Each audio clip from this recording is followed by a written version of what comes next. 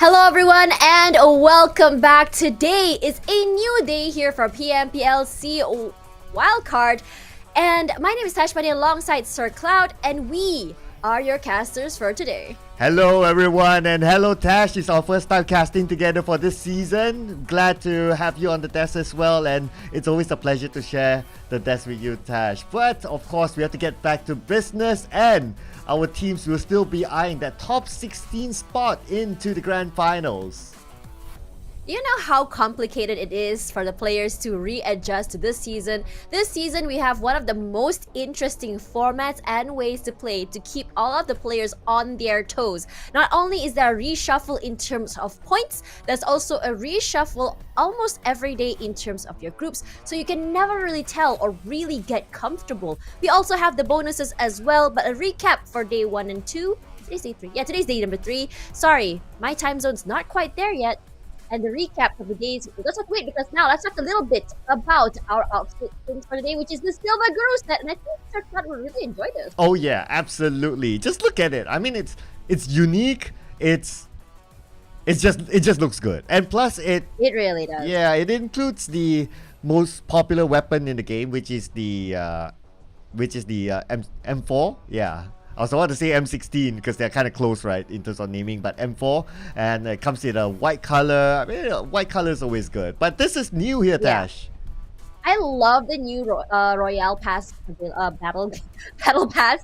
So what's really cool about this is the fact that you can get this, and it's not really as, I would say, if you're someone who's on a budget and you still want to get something for yourself, get this. It's basically a play to earn sort of system where you can get yourselves not only the Martial Championship, the Munchie set, the Bunny uniform set, which is me, I'm Tash Bunny, but also one of my favorite things in the game, which is the Mousy Knockout Backpack.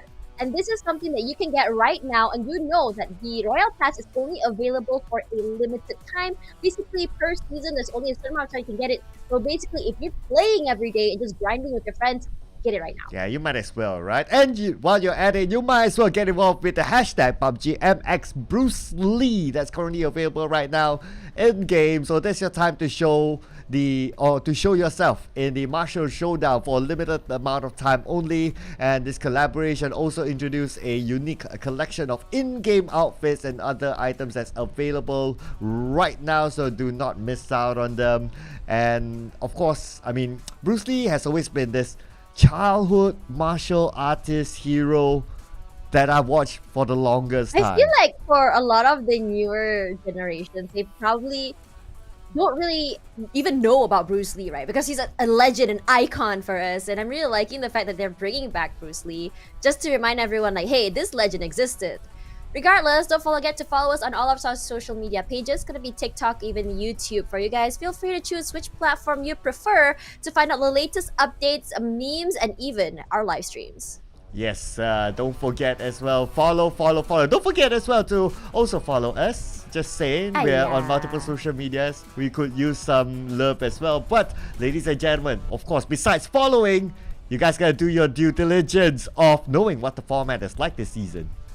So this is a very interesting format, and I was talking a little bit with my viewers when I do my own streams, and they said that this point system, the new one, changes the dynamic of how these games have been played. And honestly, we're seeing some very aggressive, fast gameplay. But for now, we're on week 2, 22nd till 26th, where we have 5 matches per day. From Wednesday all the way to Sunday, we have 20 teams. And look at how every day it's gonna be a reshuffle of the groups. Now, and this is all based on their week 1 rankings. After that, we're moving to week number 3, and it's going to be a whole new week and a whole new system. And this is it, in case you haven't been following. So there have been a recent announcement on not only the PMSL, but also how many slots would be going towards the PMSL. So from the wildcard, the number 1 team will have a slot in the PMSL, which is the PUBG Mobile Super League Southeast Asia. And for each country's PMPL, the number 1 team as well will get a slot there. So this PMSL replaces the previous SEA Championship format. Well, it could be a different format. We need to wait and see. But anyway, the naming wise, it has changed. So this will be coming soon in the near future. To know more information, as usual, follow PUBG Mobile social medias. I really like the new naming. Honestly, it's so catchy. It sounds a lot more I don't know, it's like the cooler big brother or the cooler younger brother or something like that, but I really do like it. Regardless, these are the bonus points that you're going to be seeing. This is the snowball that I've been talking about for the past few days, where every week, each team that does better get awarded for their weekly rankings, and on top of that you get a total bonus where week 1 weekly bonus will be plussed with your week 2 weekly bonus, and then you get an initial bonus where the points at the start of the finals will be equivalent to the total of your bonus points. So which is why these teams are playing super fast, super aggressive, and trying their best to get every single point they can for eliminations all the way to placements. So let's reintroduce the teams. Ladies and gentlemen, you would have known them. It's just that they're in a different grouping for this week. So in Group A, we have FOD, we have Flash Vision, APG, too bad Zero's not around. And we have SP. I know, right? Yeah, you miss him, right? And Group B, I miss him, my bestie. I know he should be around, but hopefully we'll see him in the future. But the rest of them, you know them already. But here's a reintroduction for our top players. Okay, so let's talk a little bit about these two. I talk about GE and WPM a lot.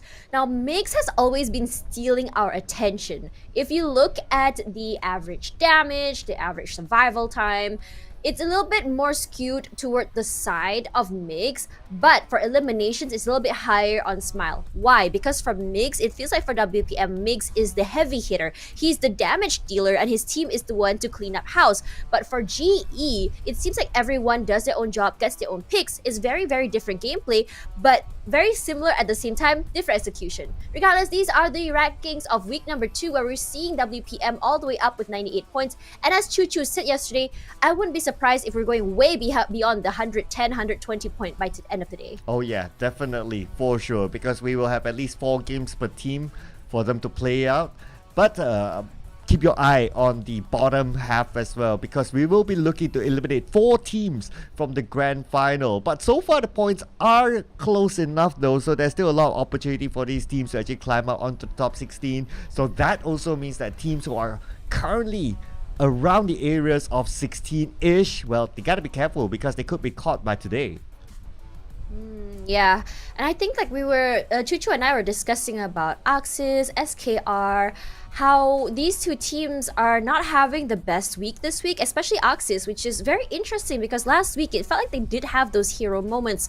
The Amir 1v4, we had the chicken dinner in the last day, but it still wasn't enough to make up for all the rounds that they have lost early. There's a lot for them to work on. I'm really hoping that today will be the breakout day. Now for SKR, last week was, I would say, it wasn't the most amazing weeks for them, but it was a statement to show where exactly they are in the middle of the rankings. But this week, it's feel very unlucky. It feels like it's very sloppy in terms of how they play, in terms of aggression, and they've been caught in so many different teams and sandwiches at the same time. So perhaps a change in pace might be what they're looking for. But let's have a look at the highlights or recap of yesterday. Yeah, so yesterday's recap, we did see a lot of interesting plays, and not only that, we did see some surprises. Some teams that weren't really at the first page, they did step up yesterday, so that makes them on top right now. But we do see some of the teams that did well on week number 1, but on week number 2 they aren't doing that well, just like what you mentioned. SKR happened to be one of the surprise teams.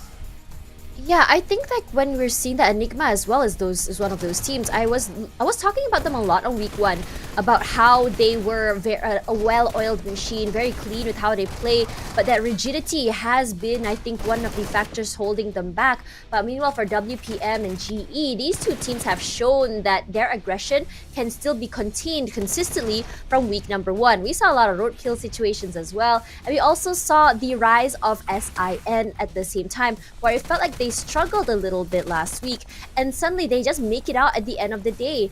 And for these teams, the change of pace in terms of these points, I think for teams like Enigma, who's so used to playing passive-aggressive instead of just more proactive, they really sort of struggle in these situations where everyone's just go, fast, get those points, because with only 10 points for placements, the prioritization for survivability is a lot less. Teams like KE are beginning to put more emphasis on getting kills or eliminations instead of going for placements. But Enigma does do well on Sanhok, and honestly, it's not surprising. A smaller map really works well in their favor, especially as a well-oiled machine, because it's not a lot of big areas to cover, and I think the way they move as well works. But But WPM, I'm surprised that they don't excel in this particular map, but excel in bigger maps. But maybe it's just the way they rotate, honestly. Yeah, I think WPM really, they are the team to beat now. And we kind of look at the overall. But of course, one thing to keep in mind is that when it comes to the grand finals, points will be sort of resetted. They'll be playing only with their bonus points.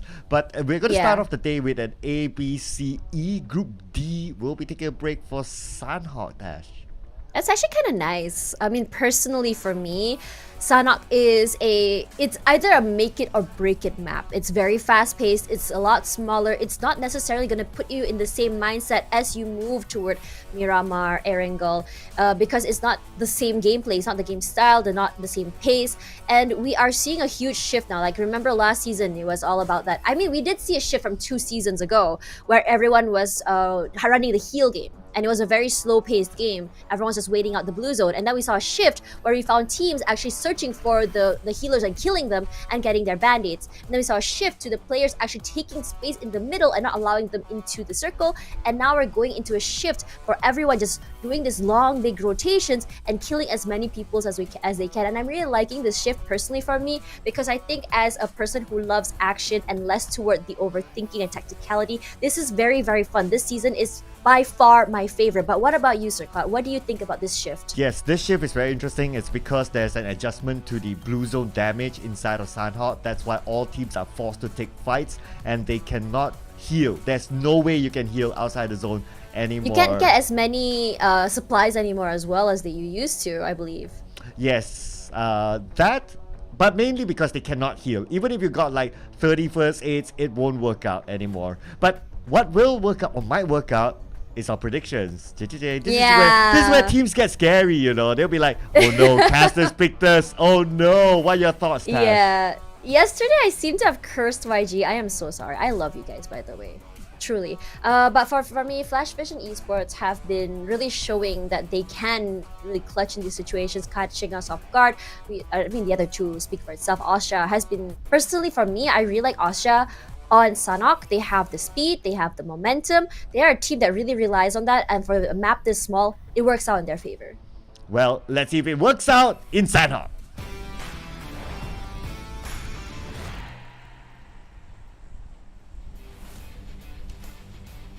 As we go into Sanhok, I think one of the most interesting things I like to see is which teams will be the gatekeepers. Now, last season, I did not do wildcards, so I'm not very familiar with these wildcard teams, but I did cast PMPL MYSGPH. And my favorite team for Sanhok in particular was the Vampires, because they were very aggressive. They liked playing the gatekeeper at the edges of the circle. That's just how they farmed points. But this season, or this wildcard itself, I didn't see that happening quite yet, or at least not one particular standout team doing that. Why do you think this is, Sir Cloud? Well, I think because, well, firstly, it's a new format. That's number one. Second, it is because of the blue zone adjustment inside of Sanhok. So maybe some teams, they are still trying to find a footing and try to find their right strategy or their right balance that resonates best with them. So that's why they are being a little bit more cautious. But a lot of players seems to be not cautious enough, been taken out. It's going to be Ranger getting that first blood. And it's nice to see a BE. Yeah, first blood. My god. And they got the last chicken dinner yesterday. Yeah, they did. And honestly, the other day, we saw someone try to shoot someone from the sky. That's how fast the pacing is right now. But speaking about pacing, look at this. It is a sandwich here from 2 different areas. Ox is on the outer side. In the middle is going to be the Burmese goals. Now, for BG, for week 1, honestly, because I was not aware of how long their legacy has been around, it seemed like they were at the bottom of the food chain. And then suddenly on week 2, we saw a very different BG, a very aggressive one, very quick. Look at that happening as Mayw immediately finds Amir and immediately just sends him back to the lobby. We're only, 1 minute and 34 seconds in. Imagine waiting in the lobby so long and you're already back out of the way. It is not the greatest situation to be in. With only 3 members left, BG, unbothered, happy with their first point. And I'm really hoping that they don't overheat, because it feels like for earlier this week, I think it was on Wednesday, they can go back to back to back in terms of fights, but then suddenly they forget that they need a reset, they need to get more supplies, and they were out. Yeah, not gonna lie, it is demotivating for you to play the game lesser than your waiting time, so that's not fun at all. But anyway, his team is still in it, so he can still kind of Yeah. contribute by giving ideas, I mean- giving pointers to the team, Yeah. and how they move. I feel like for Amir, he's really been the big impact maker for Axis. We saw 1v4 last week, a really amazing clutch. Him and Nasty especially love playing the front line. We do see Baby with the openings as well, but it's not as impactful as what we expect for Amir. So now that Amir is already in the lobby, I'm very concerned for this particular team. But now TX is here. They have their eyes on BG. It's as though Sami seems to be a very popular area. Speaking about popularity, SP and FV side by side. Ranger tagged already. Oh yeah, Ranger who got the first blood for Flash Vision as well as the first blood for today. Oh wow. Oh no, Chewy. That's a bait, Chewy. Don't do it. Don't look into the light, Chewy. Don't do it. Don't chew it, Chewy. Oh. Beautiful sprays coming through from Dabe. Can it be two? I think it might be. Ranger's so very low right now. Free grab delivery of items at the same time. SP, beautiful crossfire on this left, on this, I would say, terrain here. How they're doing this is just making sure that they can come in from two different areas and taking advantage of these long range weapons that they have. It's not a super long range. This map is just not even huge.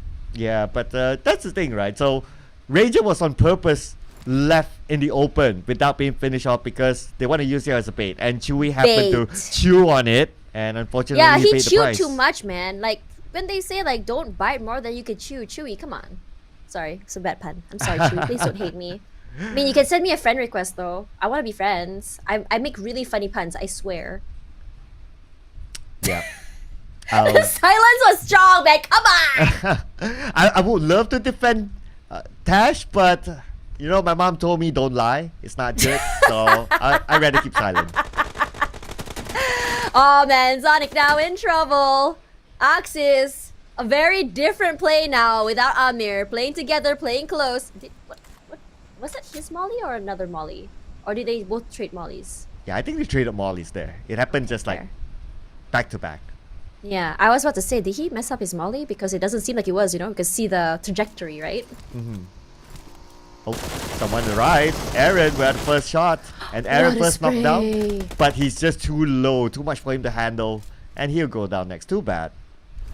Oh man, so fast right now. How each team is playing, and honestly, I was expecting more CQC. It's happening right now. Openly, but it's gonna be CC.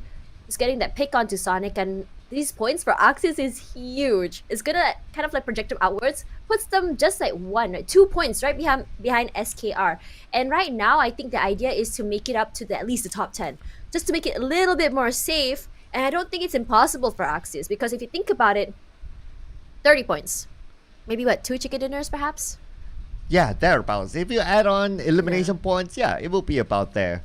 And if we kind of look at the overall as well, I mean, points are still close enough for any team to actually climb into the top 16. So it's still possible for Axis. Rancer seems to have taken a trip. He took a trip and fell in a ditch, and Michi comes and kill him. But Skyden is there for the trade, though. Damn, what happened there, sir? Ooh. I wish we saw that. Oh, okay. Oh, here is the trip happening. Here as Elmas comes forward, gets knocked down there, but DZ, beautifully done. WPM. We were just talking about how they are aggressive, but Austria was talking about momentum, and Austria with momentum in their hands, I expect they are gonna just obliterate anyone in their path.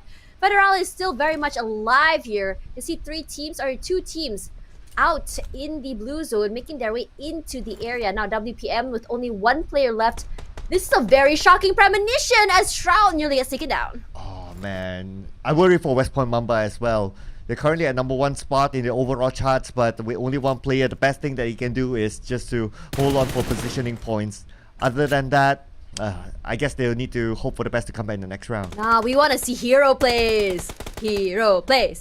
Hero plays. Speaking of hero plays, let's see if KE can do anything. I don't know why, but KE has been doing this very long range sort of shots recently on all maps, by the way. And they love playing this way. And it feels like they don't really get punished for it. Oh yeah, if you kind of think about it as well, KE, it's been working up for them. Because if we look at the overall, most teams like to take the close quarters combat instead. Yes, they like to take up space, right? Correct. There's been a shift of meta as well that what I noticed. I think it's also because of the DPS gameplay that teams just like to rush in. Just like how we saw the motorbike up onto the hill with that one team.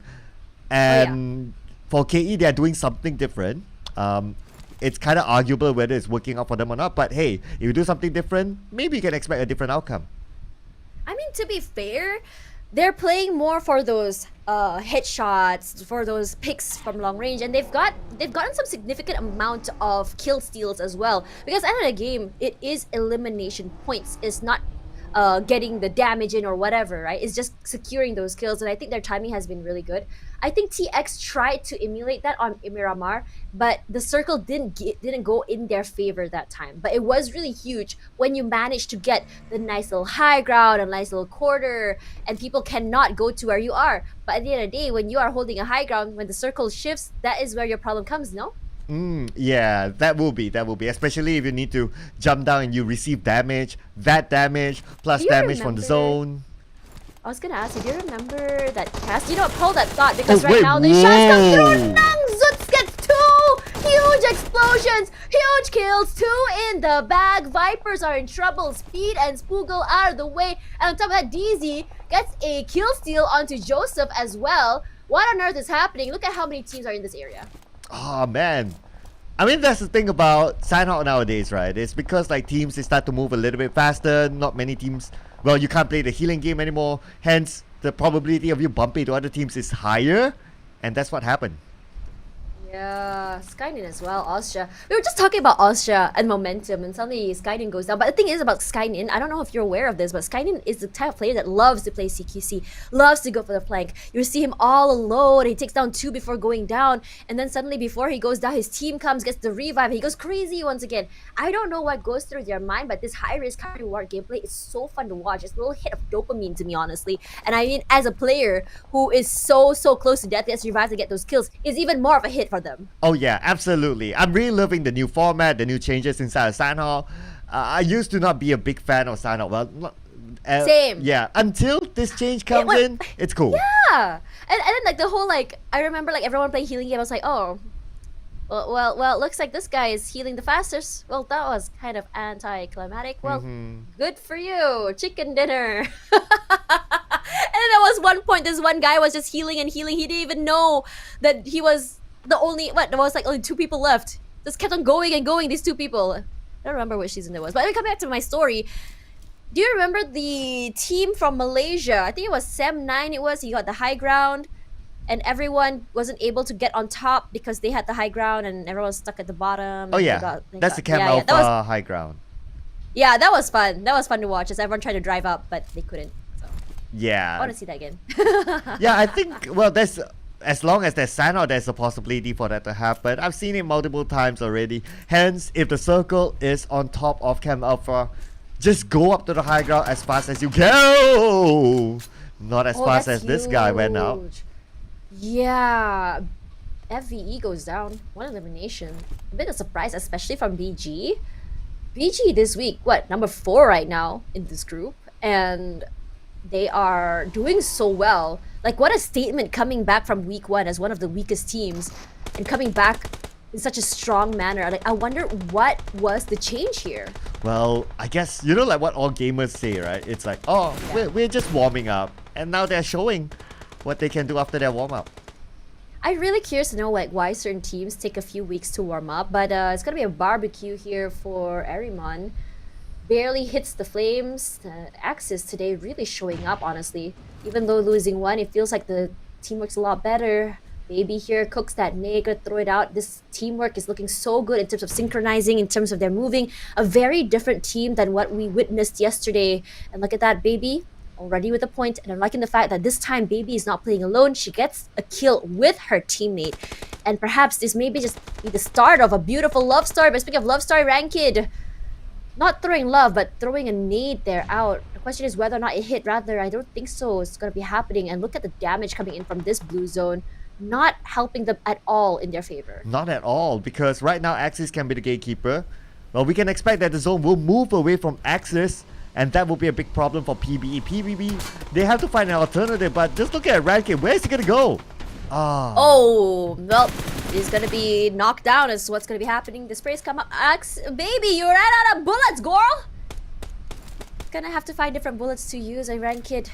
Like it or not, Axis has to secure this kill. They need to get every single point they can but they are currently ahead of SKR. The damage comes through. Baby here in trouble.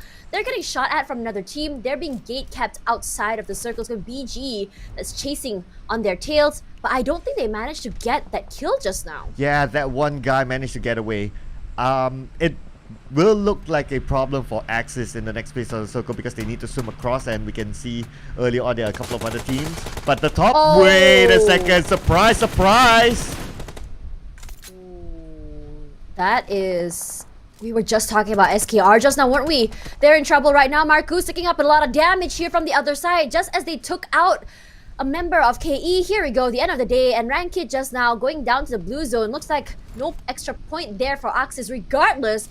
As Chuchu say, when you ride more than 3 people in the car, more than 2 people in the car, you are asking for it. That's exactly what happened to KE just now. Yeah, they just ran into the compound without checking their corners, without checking if anyone's there, and they got surprised. So that just happened. I mean, the car didn't explode, but they were shot to smithereens. I mean, imagine if it exploded. Just imagine like 4 people just exploding at the same time.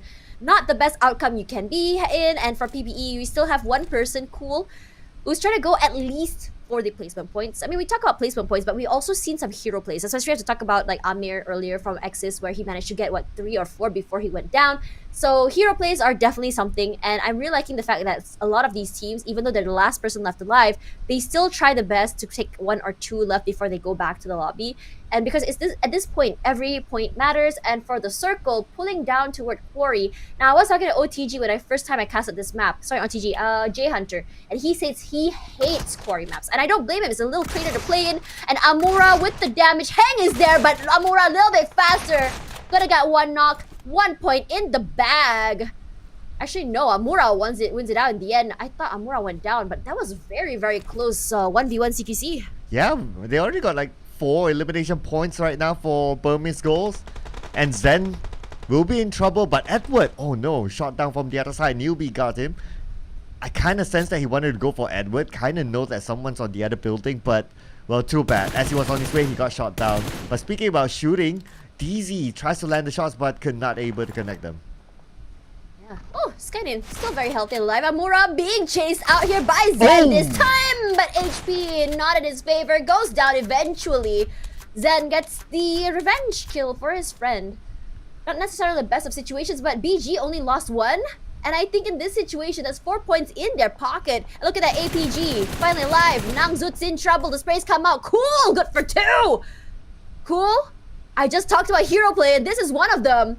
If Cool manages to get these 2 points, it'll be huge. But the lack of information on where the other member of BG is not allowing him to go forward there. But G-Lab will be working with MAW, so at least he knows a little bit that his teammates are fine. Oh, we have APG right now. But trying to go up to the high ground, trying to get into the compound, they're paying for it. Unfortunately, they weren't prepared. At the same time, SKR is keeping an eye, so SKR can actually steal points away. Look at this, Marcus with the sprays. 1 does go down. Burmese goals now out of the way. But for APG, they're in trouble. That nade took down 2 of their players. The kid is still very healthy here. Power, need to go for that reset. Shroud, gonna get the pickup there by his teammates. The resets are gonna buy some time at least, but Marne from YG gonna get picked onto Panda. What yesterday was not YG's day, but Dabe fights another one. It's gonna be a 3-4 way fight there. No clue where that is on the area of the map, but if you remember, this map is very, very small. It looks like it's far away, but it's not. It's honestly very, very close. 14th place where we're gonna be TX here as YG 1 sec fights another member of SP. It's gonna be Axis eliminated already, but 4 eliminations in the pocket puts them all the way up the way. Sin now in trouble. Osha pushing up forward. Holy Lanju tries to make things work here. Fink goes down. Looks like for Sin, this is not a great situation to be in. And now they are out of the way, 12th place. Unfortunately, no points for them in this round. But speaking about points, looks like Austria, they managed to get 5 eliminations so far. Burmese goals. Interesting. I thought they had a good start, but unfortunately they went out at number 11 with 6 elimination points. And now back to APG versus FOD. Power needs to reset himself. He only has 1 first aid right now. He has to make this fast before they're countered and before the zone reaches onto them. Yeah, the kid. Right now his teammates are all the way up in the side. No clue where the other players are. APG.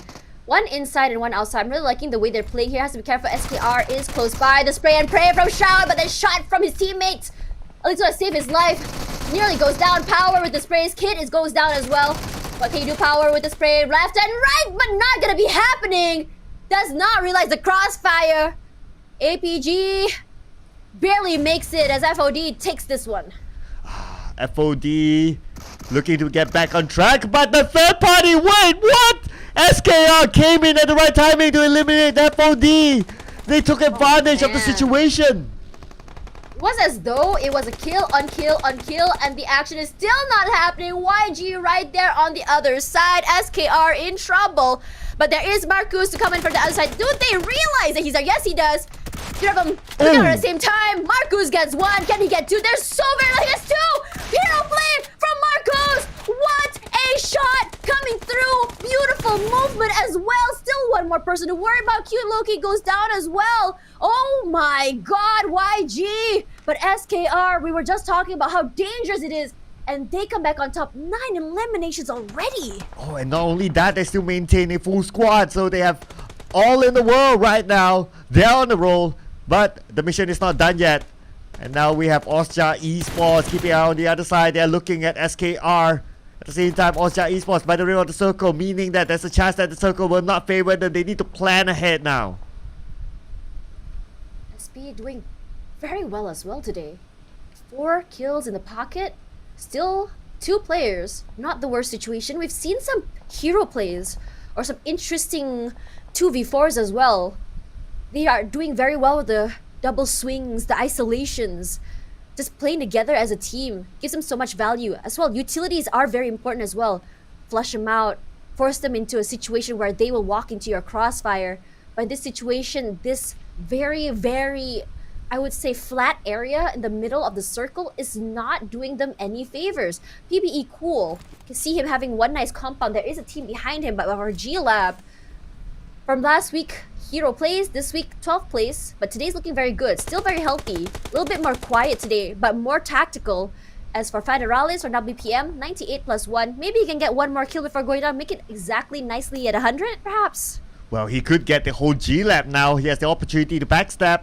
Let's see what's going to happen, but he'll be forced to move now that the zone is putting pressure onto him. Federales moving with the UMP in hand. One person, Dragon from G-Lab have been knocked down. That could be his opportunity, but no! Dick is moving in 1v1. He has the advantage right now. Opponent only 40% of health. He should be able to finish out the job with the DBS. Here comes the shots there. TI4K has been making it huge. Now, G-Lab goes down. It wasn't the hero play from WPM, but Federales still gets Scotty. Huge. Needs to get that kill into the pocket. Not able to see anything, but the shot, what a shot from exit all the way from the other side. Good crossfires. And we're now down to our last 5. Austria with the man advantage. Oh, okay. Looks like SKR, they managed to find their way into the circle. Still active there, but we'll see the next phase of the circle soon. 3 more seconds and we'll know. Cool, gotta play it cool inside the compound. You gotta play even cooler now that the circle has moved away. His only way is to crawl into it. Yeah, it's a very nice terrain here working with Austria. This high ground advantage can work wonders in their favor, but if the circle pulls down here, going down the terrain is gonna be the biggest problem they have. Because it's not necessarily the most workable area, but still good enough if they know how to play with the edges. Smokes are out here. Give them a little bit of wiggle room. They do have a buggy. They can quickly get into the circle, but we all know what happens when the buggy is moving. Very open area. Skynin providing a space for his teammates. Spraying and praying, not allowing them, distracting them, gives them a lot of space, but they do take a little bit of damage here. Needs to get that reset for the time being. They have the middle of the circle with only a rock to work with. I don't know if this is the best situation available, but SP is gonna go down. Not the worst way to go as cool. Final man left alive here. No one knows he's there. He might just be the kingmaker for this round. He could be. Okay, he might start it off with this. Prepping up a nade, tossing it onto Austria. That nade should land. Yes, it will, but not enough to knock Astro X out. But they don't know that he's behind. Okay, they do know. He's trying to counter with the nade. Cool receives it, but Cole! Beautiful Colby on Astro X. Kobe part 2 is the question here. Goes! Oh! Huge! Gets it in the basket. One more pick for Cool. 1 versus 2. This is the moment we're waiting for. Man advantage for SKR. This is exactly what they want, but they have to play this right. We've seen a 1v2 situation. Man advantage go down here. Don't want it to happen again. Now for Vipers, Rain, play in the corner. No one knows where he is yet. Cooking up that nade, good throw out. SKR knows exactly where it is and gets a beautiful hit onto SKR. Another molly gets shot out. Just to flush them out of the way, but they are going to be pushing out here. Here we go. Careful, beautiful sprays are out. The crossfire is huge. Woo! Cool. But for SKR, look at how they're playing the crossfire. Coming from both sides doesn't allow them for the isolate. Tash, cool, could pull off the hero move right now. He has the advantage. He's not pressured by the blue. He knows exactly where they are. Cool, can finish him off. Cool, doesn't have any first aid. He can't heal himself that quick. But it should be enough. He can take the shot early. Unless SKR, they can recover. But Cool's waiting for the right moment. Can he? Cool. Can he do it? He might just do this as sprays and see if he just shows where he is. And unfortunately, SKR is going to get it. Winner, chicken dinner. Could have been in Cool's pocket, but the hesitation does not help him at all. Regardless, for SKR, this is a huge comeback, a huge statement from map number 1, showing us that despite the rough 2 days for them, this is them, their final form, and more to come. Oh man, this is their final form. SKR starting the day with chicken dinner. Despite so far a disappointing week, but now with this chicken dinner, they could be on the roll. Momentum is huge. Now, I talked about how I wasn't really a fan of playing in Sanhok. But it's only because Sanhok can be very hard to navigate. It's a little bit more complicated to play, in my opinion, compared to the bigger maps where you have a little bit more wiggle room in terms of the speed. But with this win from SKR, will they be able to snowball that momentum into the next game? Regardless, TI4K. I've been seeing this man's potential from day 1, but we didn't see it until today. We saw those jump plays, those hero plays coming through, where he comes in clutch for his teammates, and also 1v2s as well. This man is fearless. Not the highest damage, but if you look at it again, 5 eliminations in the pocket is pretty big as well. And if you remember, SKR today has gotten a few kill steals as well. Out of the blue, where we see WPM putting the damage, no, they were coming in from different sides with huge nades and huge sprays. Oh yeah, and besides that as well, our top 4 teams to watch, of course we have SKR, we have Austria Esports, we have PBE, and we have SP. These teams show how it is to play inside of Sanhok. They were very aggressive overall. SP maybe a little bit passive, but then again managed to survive up to the top 4. That's good enough for them. Yeah, I think that in this situation for this particular map, I wouldn't say like it was the most extraordinary map or anything, but look at the momentum coming in today. As though the first 2 days, it was like for teams like WPM and GE who are just having the momentum from week 1 just move forward, they brought it into this week. They didn't have a problem. But some teams required that adjustment period as the teams reshuffled. Teams I noticed like Sin, like SP, like PBE, like SKR, some took longer than others to really understand how each team played, how to adjust. But this huge adjustment from SKR is big. This aggression a little bit more organized, I feel, compared to yesterday, where Chuchu and I were questioning, why are you running in 1 by 1? Why was that hit very sloppy? Why are you taking 3 people in a car?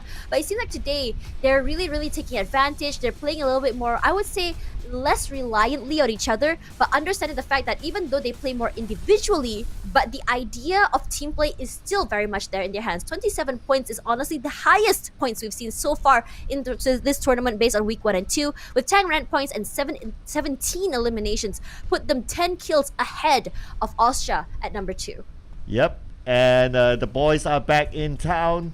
So SKR, they were superb last week, so it's nice to see them back on form again, but hopefully they'll be able to maintain it. Consistency will be the key as we head on towards the end of the week before we conclude, and we'll find out who are top 16 who will move on to the grand finals. But besides that as well, unfortunately for KE and Sin, no points in this round. I was hoping a little bit more for Flash Vision, but this time a good start, but only 1 point at the end.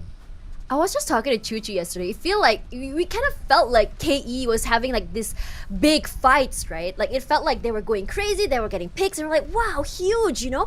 But with 0 points, it really just makes you question like, what on earth happened there? And it was likely a third party, a likely situation where they weren't able to secure the kills because they were getting crashed from a different side, or their kills are stolen, because that's how aggressive and how competitive it is now in terms of getting those points. Regardless, for the rankings of week number 2, 103 has been breached. It's gonna be from WPM, regardless of the not so stellar performance. And I think it was what, Michi?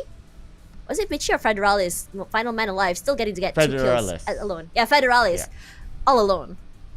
Yeah, well, hero moments, this is where heroes are made, they say. So let's see if it continues on. Hopefully we'll be able to see more surprises. But looking at the overall charts, Axis is still at the bottom. Still a lot of work for them to do to come up from that bottom 4 at least. H2O, they didn't play, so naturally some of the teams will catch up onto them and they're pushed out to the bottom 4. So they're down there right now. TX, they played, however, because it wasn't a good round for them, they are pushed down to the bottom 4 too. So some of these teams have been pushed down, but then again, we still have a couple more rounds to go and anything can happen.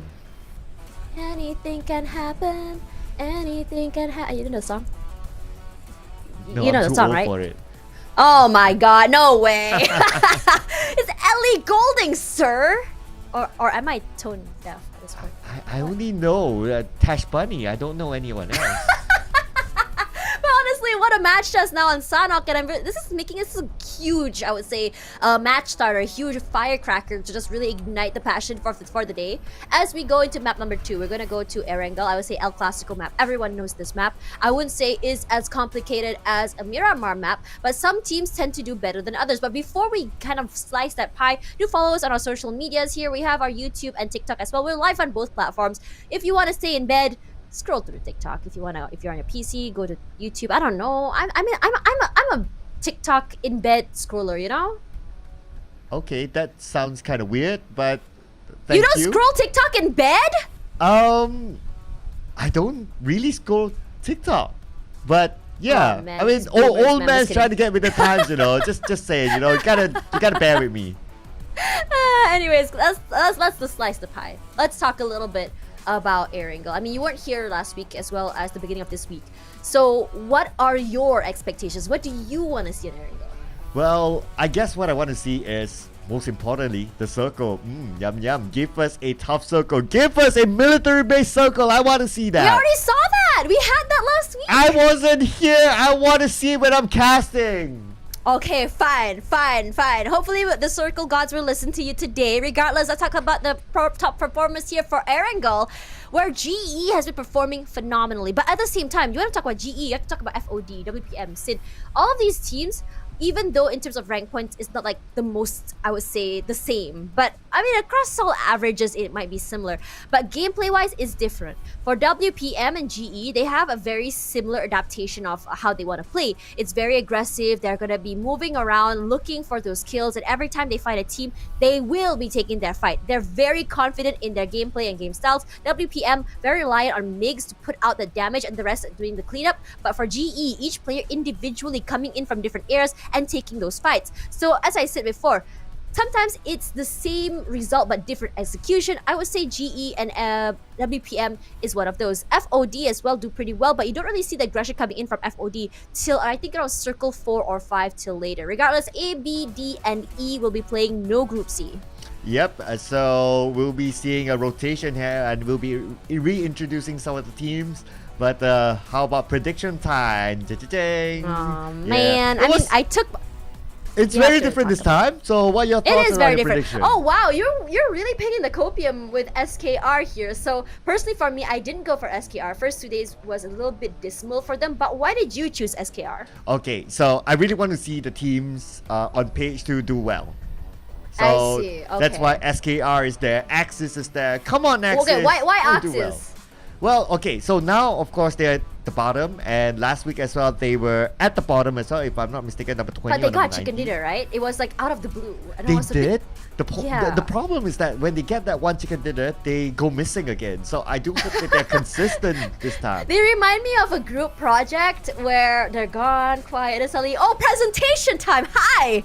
and they're gone again. So I'm really hoping it might be different. But in that map just now, we saw that sparkle of teamwork that Chuchu and I were talking about yesterday in terms of how they played. Their timing, their rotations haven't been on sync, but just now was pretty good. Now, for me personally, I think this speaks for itself. I think it's almost the same teams I go through every single day right now. We're starting to see that momentum come through from some teams. We started to see that consistency. YG, though, we haven't really seen them super consistent like week number 1. But I know that they're able to. We did see that happening, but it was a very interesting situation for YG. I think their biggest problem has been positioning. I'm really hoping that they're able to overcome that today. Now, GE, we know how they play. Individually, these players are great. They're able to perform on their own. Want to see more from them. FOD, I would say a week 2 emerger. I feel I did see sparkles on week 1, but once they figured it out, it's like, pop, okay, I figured it out. Let's go week number 2, and it looks good for them. Yeah, and I'm liking the fact that you pick FOD. In fact, last week FOD was superb. They were on top for most of the week. And consistent was the name of the game for them, wasn't it? Yeah, very, very consistent. But this week is a total flip for them. So I'm not too sure what's happening, but hopefully they'll be able to come back. YG, of course, they are a well-known org in the PMPL Southeast Asia scene. So I love them. I've interviewed them. You love everyone. Come on, Tash. Who do you not love? Listen, anyone who talks to me is gonna be my friend. Zero, where are you? Here, this is for you, my friend. Yeah, we gotta get an interview. Like Zero's the special guest. Yeah, I need that because literally, like, I don't know if you guys were here during last season where I interviewed APG. They got a few chicken dinners, and even when they don't, they're still smiling. And when they did, I would always ask them, "Hey, what did you eat today?" And they would share with us what they ate. So every time they ate fried rice, they do well. But every time they eat pizza, not so much. And I'm wondering, does food affect your performance in PUBG Mobile? That is a good question. Maybe we should try, like if you get on stream, you play your game. What, today you have this meal and you play. Tomorrow you have a different meal and you play. And let's see how it turns out. I don't know if you want to test it on me. I'm a little bit, I would say, outstanding as a human being in a different way than you would think. It is likely that you might need to find someone a little bit normal. Perhaps Sir Cloud himself would be a very good experiment. Oh, okay, a little bit normal. You don't know me yet. Oh, wow, we're playing this, huh? We're playing this, huh? Yes, we are. How many years have I known you, sir? Let's see. How long is that again? You know what? We're both old at this point. At least PMPL season 3? No, I think it was before that. It was before that. Yeah, but let's talk a little bit more about like your expectations for today for the teams. Now, what do you think is the biggest obstacle for Axis Fighter? Ooh, okay. I think, so there's one thing about Axis, right? When they played the PMNC Singapore, they had a different lineup. They had, in fact, very interesting, it's a full ladies squad lineup that time. Yeah, I did notice that it's a 2-guy, 2-girl now. So why decide the shuffle and what is going on? What's the idea behind having girls playing in this team? Alright, so the idea of, Axis Fighter has always been a girls lineup, and they even played like in other tournaments, girl tournaments. So why the change for this PMPL Wildcard? It's because of some of the girls couldn't commit anymore. Some of them started working, doing other stuff, and going back to study. So the manager had to do some changes, and hence the changes were getting like people like Amir into the lineup. Okay, so with Amir in the lineup here, is Amir a pro player or is he basically a brand new player? Yes, he used to play with one of the Singapore teams last season or last 2 seasons, but he was in the PMPL before, so he's not new to the scene per se. So I guess that's why he merits himself into the team. I love that. I really love that. So I was literally asking Chuchu, as we all know, like one of the Axis teams, I think it's Red One, right? Is it Red One?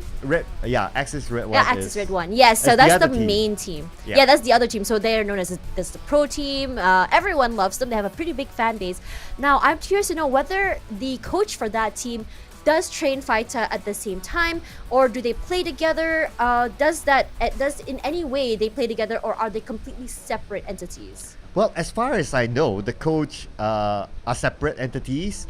And as far as I know, they don't play together as well. So Axis Fighter, they play in the let's see, in regular scrims or tier 2 scrims because I they see. were not a pro team before today.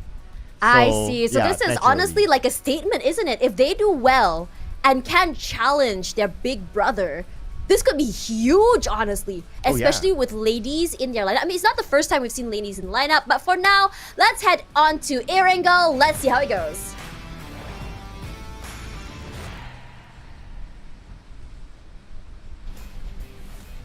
For you guys who are familiar with PMPL MY, we've had one girl in particular in Geek Fam before this called Icha. And she was one of the most, I would say, heavy duty, heavy hitters for the team in terms of putting in that damage. So it's not the first time we've seen girls in a lineup with the guys. And I'm liking the fact that we're having this diversity now. Not just full girls, not just full guys, but a mix. Oh yeah, it's been great. In fact, in the PMPL NYSG Season 2, we have PPG, a full ladies lineup.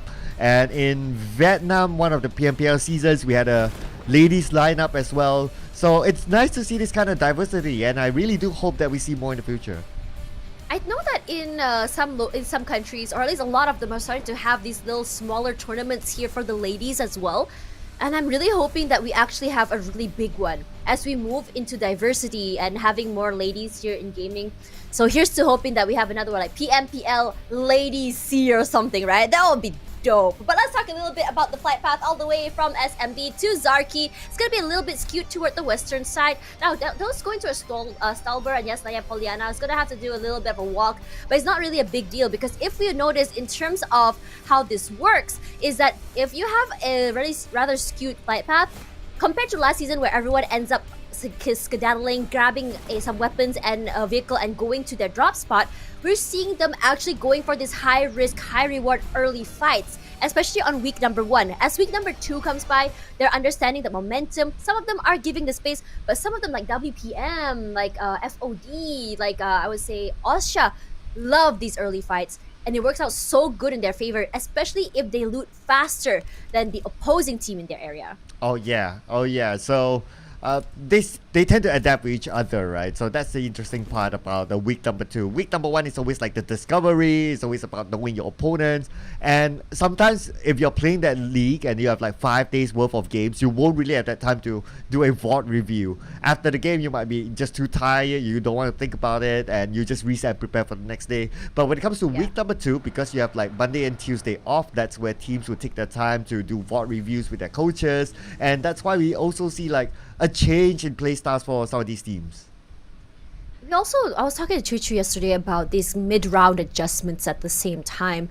How some teams, you want to rotate, and then like I think on week number 1 we saw Enigma actually butting heads a lot with GE. And it was always a 50-50 between these two teams. Either GE comes out on top or Enigma, but it was looking a lot more clean on how Enigma takes these fights. And then week 2, Enigma went missing. And me and Chuchu were talking about like how, okay, you want to go somewhere, you don't expect this player to be in here. How do you adjust your playstyle? Oh no, one teammate fell. How are you going to readjust into that situation? And some players are so good at doing that. We see that especially from Austria, from GE, how they do this. And I think it's so great to see this switcheroo in the middle of a fight, in the middle of a rotation. And even in those difficult circles, I think historically, for really hard circles, teams at the bottom tend to do a lot better because it's something that I would say a lot of teams are suddenly so lost. But for this season in particular, because of how everyone is playing aggressively, everyone's going for those fights, it doesn't really matter how hard the rotations can be. It's whether or not you can win those fights and make something out of it. Yep. And sometimes it's not about like fights per se, right? Like what we saw earlier on, even though if you lose a fight, but if you can survive till like the top 3, top 2, maybe getting a solo chicken dinner by stealing away a couple of elimination points here and there, that's not too bad. Yeah, I also really like the fact that sometimes you see these players run a very interesting comp where they have a 3-1 comp or a 2-2 comp. And especially as the circle have like, I don't know why, but a majority of the circles have been like a little crater in the middle where it's a little bit of a low ground and the high grounds are on the sides of the circle. What they do is they put one or two players on the high ground. And then with two players going forward here, they're not going to be staying in the middle in particular, but BG seems to do that. And every time I've seen a team really go toward the middle and hold it, they will go down because holding the middle of the circle is very, very hard. Excuse me. Go ahead, Tuka. Yeah, I mean, yes, it's pros and cons, right? Like, if you're in the middle of the circle, you're pretty much guaranteed the next circle or maybe even the next few circles. So that's one thing. The cons is that a lot of teams might be eyeing that middle circle as well. So it's kind of like the pro and con trade-off thing. And you have to be strong to hold it, right? You have to be. You have to be as strong as holding in Tasha's cough. Wow. Okay, that's funny. That's funny. You got I me had that to pull one. that off. Yeah, you got it. Regardless, H2O coming in toward this side of ruins, passing by some teams, and it's so quiet early. It's such a different pacing from day 1, day 2, even week number 1, where it's sort of like a very early skirmish fight. And I was just like, oh, this is exciting because the change in pace of the points means that it's going to be earlier fights and people are just running for those points. But now on day 3, it's so quiet early. Why do you think there's this change of momentum? I think there's also a percentage of like teams don't want to lose. It's like we're kind of doing okay, but as long as we don't go out early, we'll be fine. We might make it into the top 16. And that's why teams start to play a little bit more passive. We might see towards the end of the week, teams starting to get desperate, and that's where we'll see a lot more fights. So tomorrow? Yeah, perhaps. Starting tomorrow. Tomorrow. Oh, you know that one. Oh yeah, I'm old enough. It's an old song, you know. I mean, yeah, it's fair. Everyone knows that, I think. Well, not the younger generation. Regardless, for Vipers, you know what's really interesting about your pick for Vipers just now? You chose Vipers, and they actually made it into the top 5, and it's actually one of their best showings yet, in my opinion.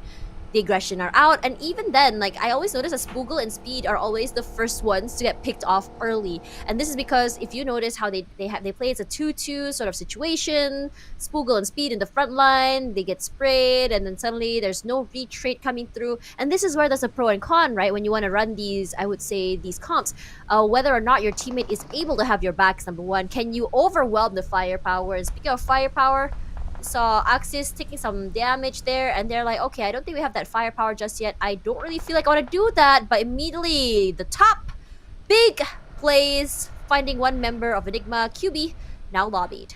Yep, that took a while though to get that first blood, but we're not done yet Look with the at action. how low he is, yeah. I know, right? How's he gonna get away from this? But then again, that's why his teammates are around, so the top will be at the forefront together with his other teammate, and they'll try to hold off Enigma while they reset. This is a very aggressive play coming into this areas outside Enigma. They have them kind of like hold up from all different angles with one member already out of the way. This is the problem. No QB, 3-1. But the thing is, they do have the outer area advantage. One nade does drop onto a member there. Spooky, huge, spooky nades coming out there. Finds Kaya. They have no clue where the other two are. Now they do. They know at least one there. Koopa with the reposition. Look like he's gonna go for a big flank here to the other side of the warehouse. Could be huge, honestly, when you think about it. It allows for a pincer, allows for the crossfire as well. Boy Sean from the other side. I think he suspects that Koopa is further out here. Yeah, he's going in for the counter backstab. That's very interesting coming in for him. So hopefully it'll work out. And because if he gets knocked out in that position, he's pretty much gone. But Koopa doesn't seem to know what's happening. Doesn't know at all that his teammates are there. But look at how, what do you think of this circle? What the heck? Okay, I can imagine a lot of choke points right now. We got the bridge just on the left side of Rozar and the left side of Yasnaya, so those will be sort of choke points. People will be swimming if they make it late to the top, so they gotta make it onto this Saverni area very, very soon. Yep, so look at that, Davan. Sean, huge, finds Koopa. We all just talked about that rotate. It's huge for him. That aggression coming out as well. The confidence doing so well for him. With Kaya out of the way, Koopa as well. Not looking so good for both teams as they are going to be ending up broken here. Enigma with the final two. KE with the man advantage here. They know exactly where he is. That nade doing so huge, so much work, so much damage. But now the problem is, no push-outs from Enigma is allowing them to get that reset.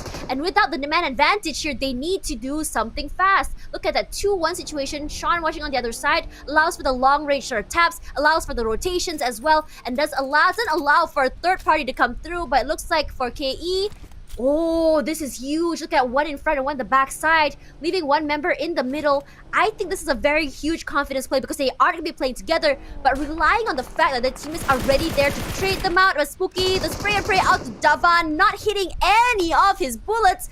Oh no, what on earth is happening here? Tash, what do you say when Yes. Caps is keeping an eye on his opponent? What? Caps lock. And Cat's the top. Never mind, Oh, those okay, two, but the right. top goes down there. Davan going in for the reset. His teammate is around. Oh, okay. If Enigma needs to push, why are they're very hesitant here? Oh, Boy Sean, just waiting for them to come out the window. They're not showing themselves just yet, but Boy Sean's going to take that preemptive move. That's Tossing a huge. molly onto the inside. And Boy Sean versus Caps, and Caps will I cap can't it. believe that happened. I cannot believe that happened. Caps nearly takes down Davan. What the heck? You saw that jump shot, right? Yeah, beautiful. I can't- Out the window, That's seamless. illegal. That's illegal. I can't believe he got away with murder. Oh, but he's not done yet though. So 2 more to go. And they need to make this fast because they are not favored by the circle. The top is trying to defend. But then again, the top, there's no way for them to run. They need to win this fight as well. Caps making it huge. Very aggressive, very confident. The fact that they're not even playing together is making a big statement here. Spooky takes that damage. Goes a little bit closer to Caps here. I think they were trying to use Sean as bait. It's not going to be happening. But let's have a look at YG here. Has their eye onto Axis. But moving back, Sean goes down eventually. Now it's a 2v2. The ground equalized between these two teams, but the circle waits for no one. No Ooh. advantage toward the side of Enigma. Like it or not, they do have to take this fight with KE. And KE, they are going to be the ones just not allowing them to pad his passage into the area. And Caps only has like 5 bandages. That's not going to be enough. Look at the circle. It has moved on the Severny side of the map. So we still have like 3 teams at least still on the main peninsula, and they'll need to fight their way through. Keep your eye on the bridge on the left side. Yasnaya, Falcon, and PBE. PBE will have a problem if they want to go through the bridge. You said left, and I got confused. And I was like, that's not Falcon, that's Asha. And I realized, oh, maybe it's the Oh. other side of the map. I don't know. It's on I the don't know, man. far left. I Far right. I was Yeah. far right of the Yeah, map, there right? you go. Sorry about that. You saw that reposition from those two teams. It was like, okay, pause. Let's get into the circle, guys. They're inside the circle. What a shot coming through here from Davan. Spooky playing the prone game here as his teammate not allowing any information. This cut-off noise is huge because you have no clue where someone may have moved or repositioned themselves. So speaking of that, it's going to be TX versus FVE Ooh. right now. Sonic. Running through. Sonic goes down.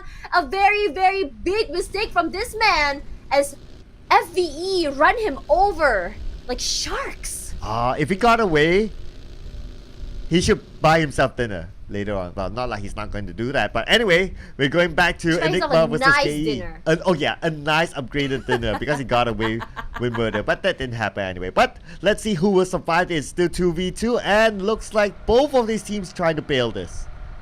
I think they're thinking like, okay, this fight's going on way too long. At one point, you just gotta give up. Yes, they look like 2 very delicious points here.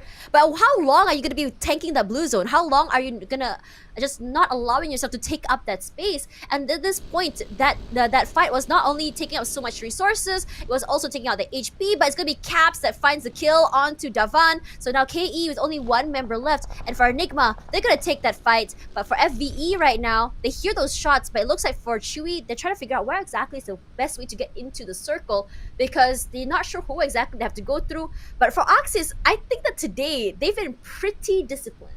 Yeah, so far so good from Axis. They managed to find their way into the circle, not taking unnecessary fights. So as long as they can stay alive, anything can happen. This is interesting to say the least from FVE, but Caps finds Davan as well. Look at these two teams on the outside, Enigma and TX. Not sure if they're both at the same place here. Rounds are gonna be with the opening there. Those smokes. So here comes Zen coming in to help his teammates. Oh. But the shots come through here. He's only on a motorcycle. He can't really do much there. But Arrow of the Sprays does find Ranzer at least Beautiful way to start it out. Taking one pick off, but careful of Astro. This man has been overperforming yesterday. Austria still very much powerful, but I've seen the kid also making some work happen. But looking at TX right now, they need to win this fight against Austria. They need to take the blue zone. Look at how they're just making it rain meteorites and bombs from the sky. DZ's nade actually does fight again, and Rio at the same time. Still one more person to worry about right now. They didn't actually see Skynin as DZ gonna scout out with the car. One goes down. It's gonna be Moxie. Aaron with the sprays. Finds one. He needs to eliminate Astro, but this blue zone not helping his case here as they do go down eventually. TX at 16th place, one elimination in pocket. Not the worst way to go, but Raul does get a barbecue onto Amir. I'm not sure if it's going to be worthwhile for Skynin to go and save them. I don't think so. Is Axis winning this? Axis? Okay, it looks like they are. What a strange turn of events, isn't it? When you look about it, we did see one member of Axis go down here. Now, in the middle of the circle is going to be SP. They've always been very, very quick. And honestly, this is a jackpot area if you think about it. It's a nice compound, but not exactly a high ground. Still good enough for them, honestly. But for FVE in trouble, SKR here to join in the third party, because even though it's your kill and your fight, I want those points. They did get that reset. They have to be careful that for Axis, they are still very much healthy. But Baby did get tagged very low. I'm not too sure what happened there, but H2O this time only now making their way into the circle. It's going to be GE that was stopping them in the tracks. KE is now out. Oh my goodness, KE on page number 2. Being eliminated, not a good round for them. And now, putting focus on the PvE, they're playing the gatekeeping role as what we saw earlier on. They are masters of this space, so no other team can pass by.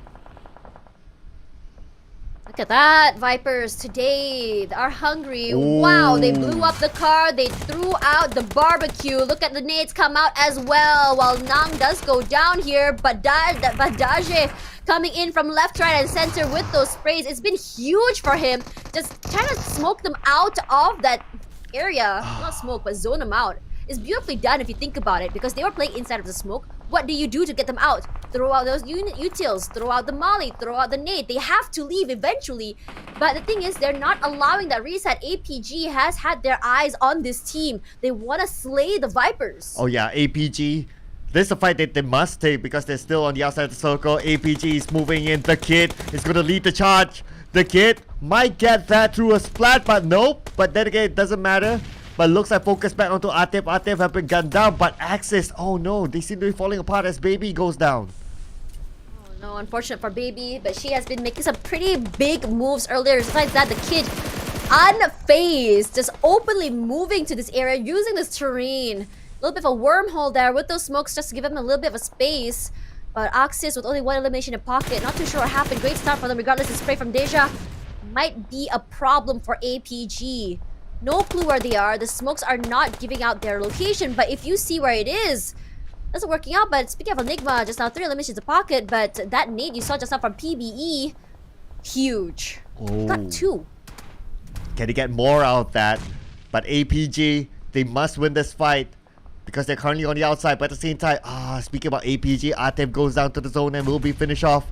DJ keeping eyes onto APG. Power seems to be powerless to get in as they're putting pressure onto him, and finally Power will be taken out, and that is the end for APG at number 11. Look at how many teams are over there. Ooh, pulling down to the southern side here. Everyone on the northern side is gonna have to take this fight. You can see Chewy outside the zone, and on top of that, bleeding to death. I don't think FVE's Chewy is gonna be picked up here, but the sprays come out. SKR with a brand new aggression coming through here. Wow, Marcus, your teammate nearly hit you. That would be pretty bad in real life. Yeah, good thing that's... Oh, that's beautiful! Look at the parking! Oh wow. Such alignment, I must say. Yeah. Good for people who have OCD. I've never seen beautiful parking in my life. Well, not for this game. I mean, in real life, yes. But not in this game. Yeah. Anyways. Gotta do a reflection sometimes. You gotta reflect on ourselves, right? Yeah. As a PUBG player, do you park very well? Let's not talk about that. I'm worried now to be judged. Okay, Okay, you know what else we're talking about? Let's talk about GE and H2O right now. We literally talked about GE being the gatekeepers for them. And we really haven't seen GE just yet. Smile has been huge yesterday alongside of Master Zai. So I'm expecting big things from these boys. But for SKR, I didn't have to expect anything. And they just gave this action to me on a silver platter. Speaking of silver platter, Master Ichi with the opening shots. None of the bullets are going to be running into H2O at all. For yesterday, H2O, regardless of their points, they had some pretty aggressive plays. Their comp is coming through. I'm really hoping it can translate into the kills right now. Mal in the open area. Their car explodes. He takes quite some bit of damage. Some smokes are there. It's a little bit hard to move here when you don't really know where exactly everyone is. These smokes will give them some space to reset, to kind of reposition. But with everyone shooting in from so many different areas, how can you tell which area of the rock do you want to play in? And it doesn't help that they're on the lower ground, so a little bit pinned back and by the edge of the blue. So once the circle shifts, they might not have the circle and they'll be forced to move. So this is not the ideal situation for them. It's a good temporary situation, but for the next one, they must plan. Oh man, Vipers, a huge opening onto Marcus. Not Yahiko as well goes down. Exit is there to help his teammates there, but you know that moving is gonna be a problem as you get that revive. With 2 down and 1 each with the revives, runs them over. Drain, he puts no man, but is he gonna be punished for it? Yes, he does. Deje, there for the refrag at least. T1 4K does go down. Deje, huge right now. You know, Yahiko did get revived at the very nick of time. Exit so low, but the Vipers go down. They were punished for their aggression. Yeah, trying to get into the circle, but it was a fight that they were supposed to take. That they must take, in fact, because there's no other option for them at that point. But now looking at YG, they're playing by the edge of the circle. Ojes, on the other hand, keeping eyes onto H2O. H2O tries to spot out where the opponents are at. PBE on the other side. The smoke's giving cover towards PBE. H2O cannot get a good clear shot just yet. But now, moving over to the high ground, we have Falcon. Falcon, we've seen some big plays for them, but Miles does go down for thanks to Master Ichi. Regardless, coming back to Falcon, PBE today, a different sort of aggression, knows how to play those utils. It's always a big opening, util opening from PBE. It's one nade, one molly, and immediately everyone just rushes forward. It's huge, even though they are at a man advantage because of how well they use the utilities. It's been giving them a lot of value. They don't allow that reset to happen, and that's exactly what I wanted to see from Enigma earlier. Huge nade, big pick, push in so that they don't get the reset. Enigma, we haven't seen that play just yet. But for the players for Falcon, they have a big area to work with. They do have some time before the circle does push through here. And I think what they're trying to do here is wait for the rotations to come in to get some information. They also get some information, at least from those gunshots. SKR, not in a good situation. YG was to come back for yesterday's play here. 1 sec cooks that nade up. Notice there's one near that car, that explosion. Thankfully, not thankfully, I don't know, depends on the team. Takes one out. Ooh, YG moving in aggressively, and it's gonna be 1 sec! Just give him 1 second and he'll get the job done. But that is it for SKR, the team that has been sacrificed to YG. Oh no, an unfortunate situation, but Marne today is stepping up. We were wondering where this man went yesterday, but it seems like he needed a little reset coming through. Channon with the huge opening there. Does not get to hit, I believe. Oh, there we go. Damage comes through onto Konzi. Huge. Gets a knock as well. Now for SP, looking so good right now. They had the middle of the circle earlier, and as people come into their area, look at the advantage they have. They're just making it rain. How many nades do these people have? They're just throwing it out. Who needs guns when we have all these nades making it just explode? Beautifully done. As 3 gone. Andrew left alone, trying to get that reset, but this push from SP here is not doing them any favors. Can they get the reset is the question, because Andrew is their heavy hitter. They need Andrew back. Here we go. That damage, but I'm gonna run you over. Sprays come out as well. Konzi out of the way, and here we go. 0 eliminations for Flash. Oh, Falcon eliminated through the rains of nades that came in. That is a beautiful moment there, I must say. Very, very aggressive coming in for the opponent. But now putting focus on the PBE. PBE playing outside the circle. They are on the lower ground, trying to climb out to the high ground, but they have to be careful. H2O is currently moving. Chico, unfortunately, is currently down. There's no way for them to pick up Chico. He's just too far away. I think this is a very interesting play from YG. Felt like YG yesterday was struggling But now that teamwork is back, that team play is back, and now they're just taking their time. With 6 eliminations in their pocket, they're very aggressive. Great use of utilities as well. Just talking about that, it's going to be Arimon taking up that first hit, but it's going to Chicos that goes down eventually. For H2O, we haven't seen that aggression just yet. They are rotating. They've been holding on to an area, took their time to get into the circle. But at the same time, as you run out of time here, Master Ichi will be the one taking the kill onto Arimon.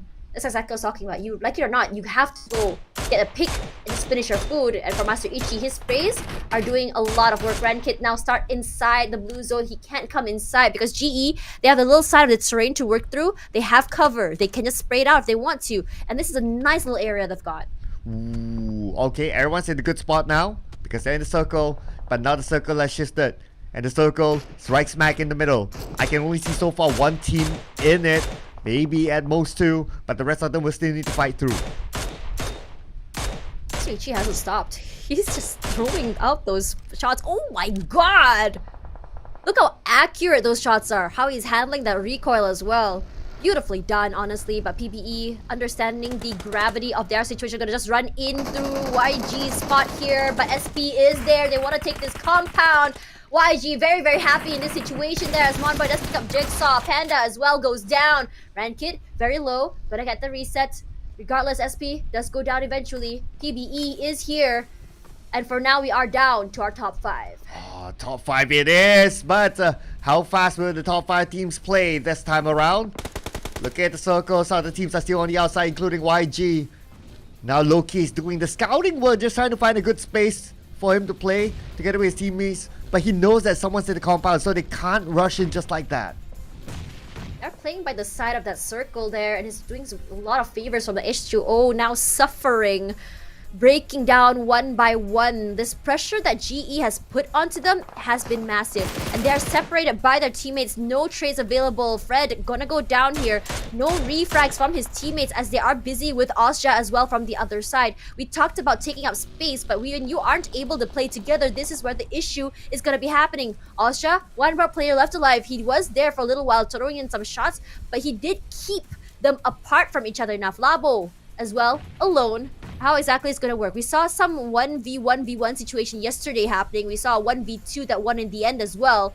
So it could be huge. Regardless, GE, PPE, YG, all very healthy and safe. Oh yeah, Labo, the last man standing. He's not going to do much for now. He's kind of comfortable in the circle, so he'll be staying out of danger. But for YG, looks like they'll be interested to take over this compound from Osja Esports as Skynin is the only man inside of it, but his other teammates has the high ground. They can still keep eye on to Skynin and provide him cover support. But looks like it's going to be Loki going down to Monboy. Monboy, the nade came from nowhere. Huge. Skynin all alone. We've seen some big plays from this man. They have no clue that he's inside of the compound. Can be big if he's quick enough to get this kill. At least pick one out. Lobby one. Get one more point. But he's a huge nade from Master Ichi. Finds Labo. Alls.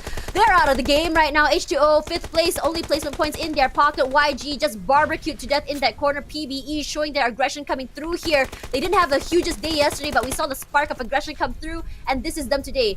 A new and improved way of playing, but still the same team. Ooh, look at the high ground. High ground fights happening right now. As Skynin is still waiting for the right moment. WT, he doesn't know. He doesn't know that Skynin's inside. Skynin could punish him. He can. But they're still playing playing quietly. And Smile eventually punished for being alone here. His teammates, all 3 of them are on the other side. They can go to reflect. They can use their teammate for a bait if they want to. Now Sky, he wants to make that damage, but the problem is he has no clue where the other members of YG are. Here he goes! And oh my god, that nade was just so untimely. Blows him up. 3 eliminations to pocket 4th place, and now things are getting heated.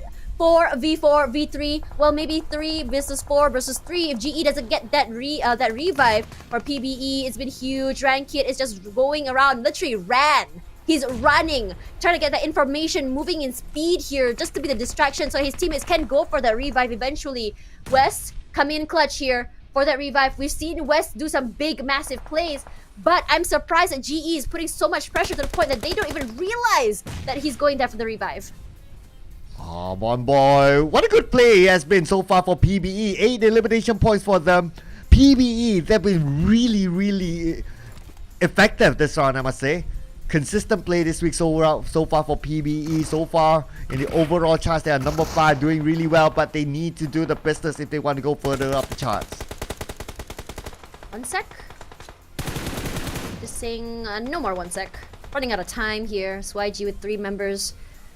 Compound in their favor, but I don't think the circle will be favoring them eventually. They gotta move, and look at how much space GE has in their pocket. Nice little area. They have some vehicles as well for cover, as they have one player on top of the building to give some cover as 1 sec repositions. His car is gonna eventually just smoke up here. Can he make some more space is the question. Yes, they do.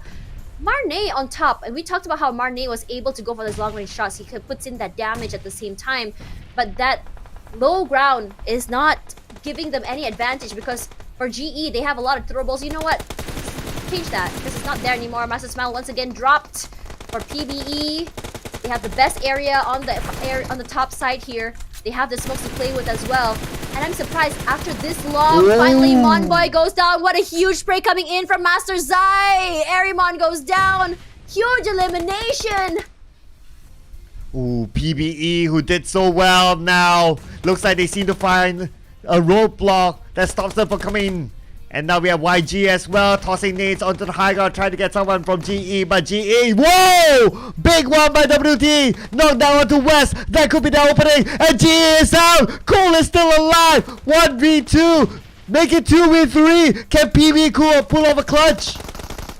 PBE now with 10 eliminations, 2 That's versus 3 one. situation.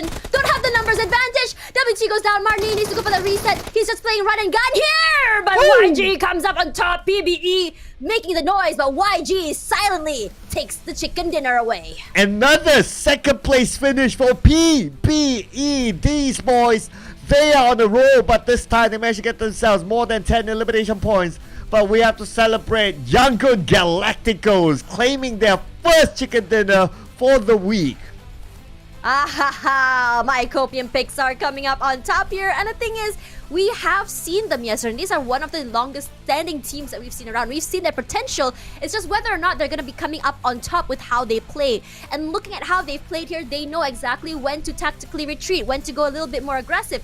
I had a suspicion that it might be GE on top here, but the pressure they have put on the members of GE, separating them, and even though they had most of the areas held into the circle, means that they weren't able to play together. It was still a separation. So what they did was allow PBE to move forward. YG just played for the third party, waited till the last minute before finally going forward. Regardless, for Marne again, this man is always the MVP for the team. 5 eliminations pocket with 702 damage put out here, helping his teammate. But with the 47% team contribution, it really shows how he is just really pushing his team into the right direction. Yeah, how can he stop Marnet now? He is on the roll, not going to lie about that. But these teams, they are doing very well. They did well in this round. Younger Galacticos got PBE that's consistent today too. Second place finish in a row. GE, of course, without a doubt, they are very strong this week. And Osja Esports, always very, very consistent. But I gotta give it to PBE, really. Despite not getting that chicken dinner, 2 second place finishes in a row, that's impressive. Consistency is key, and PBE wants to deliver just yet, but look at the amount of utilities they've used here. And I talked about a lot about utility usage, and I feel like it's been a recurring theme across the teams as well. Now, if you look at how exactly most teams do it, it's about throwing that nade and just kind of like spamming those nades over and over again.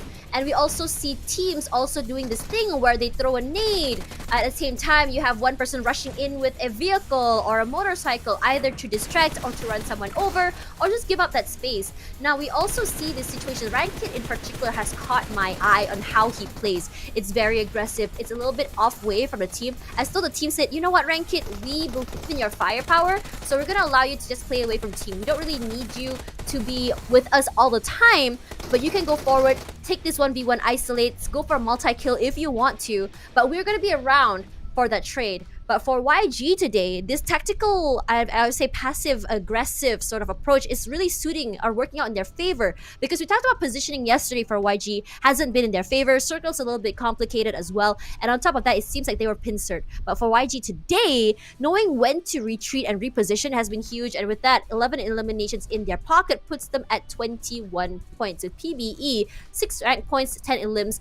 Very, very close to YG, honestly. But honestly, in my opinion, PBE, it felt like they were on a rampage, total war from beginning to end, 16 points. Oh yeah, so PBE, despite second place finish, so it's going to be 10 eliminations for them, 16 points.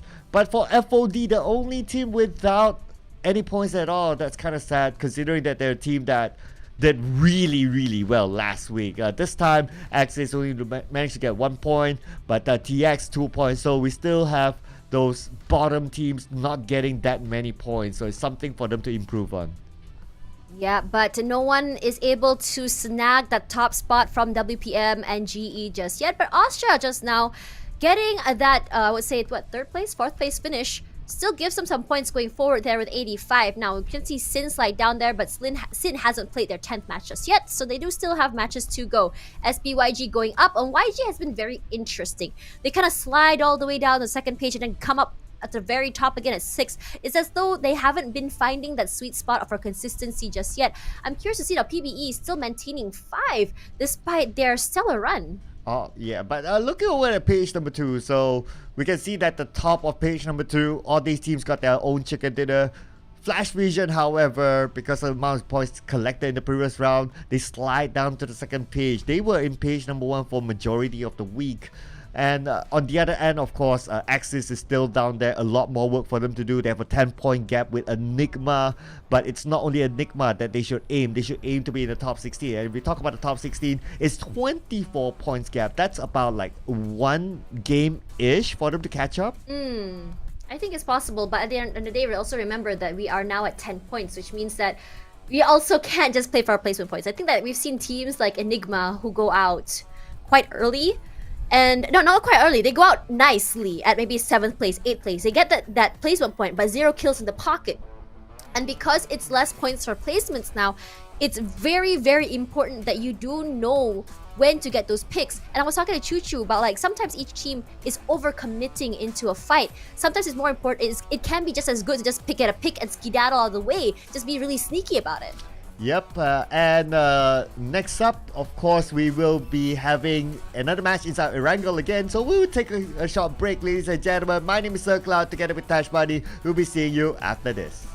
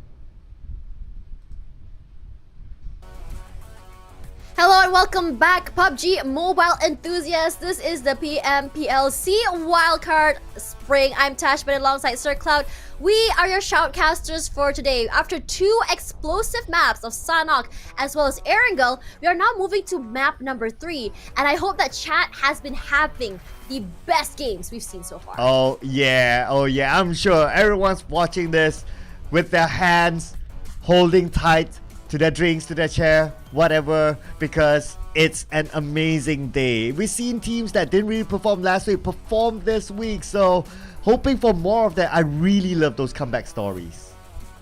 We love those comeback stories. We also love the underdog story. But you know what else we love? We love cosmetics here in PUBG Mobile. Neon Assassin's Power! Neon Power 4 series available right now for you guys who love to squad up your friends and look stylish. Yep, gotta get it right now. It is available. It is a royal. It is currently available in game. Apologies for that. But what's also available in game right now is a Silver Guru set together with an upgradable M416. So you don't want to miss out on this. Make sure you upgrade it to the highest level so you get the best of cosmetics from the most famous weapon inside the game. And also, we also have the new Royal Pass available right now for you guys at home who want to go for something a little bit more diverse. Earn as you play. We have the really cool Gilded Stun Grenade as well as a Stone Figure Ornament for your weapon. And of course, for me personally, I'm a huge fan of the bunny uniform cover. Wow, Bunner, what the heck happened there? Let's talk a little bit about Bruce Lee as well, your idol, Sir Cloud. Oh yeah. This guy, I watched his movies when I was a kid, even before Jackie Chan was around. So this. Does he have like a catchphrase? Wow, amazing. There you go. Amazing. But you know what else is amazing? You have the Terrafang KAR98K, and this is a limited favorite on sale. Now, also don't forget to follow us on all our social media, YouTube, TikTok, all up to you where you want to watch this live, where we also have content for you guys weekly. Yep, make sure you do it. We're all over Facebook, YouTube, TikTok, and of course don't forget to follow us as well, me, Sir Cloud, as well as Tash Bunny, so that you don't miss our updates from our own life. But after this, we will be watching the next few matches that will be happening, of course, in Erangel, and then the final 2 matches today will be in Miramar. ACDE. No Group B, no SKR, no YG, Vipers, and Axis. Now, SKR, YG, and Vipers, I feel like they have had a pretty good run today. And this is a great, I would say, a great situation for them getting this break. Number 1, gives them a breather. Number 2, gives them a chance to kind of prep as they go into Miramar later, because they are going to be having 2 maps in particular. And in my opinion, my prediction right now is going to be FVE, WPM, and Falcons. But right now, I feel like today, it is FVE is not having the best of rounds, and so are the Falcons. Yeah, but well, it is part of your prediction. I guess it's just wanting to boost them up, perhaps. No, it's not about boosting them up. It's all about patterns, and the pattern is not hitting today. Okay, but anyway, so my personal pick is gonna be BG. I think this week they're doing really well. I like your BG pick. Oh yeah, I love your BG pick. Absolutely BG. But we gotta get into game, so we'll see you inside Erangel.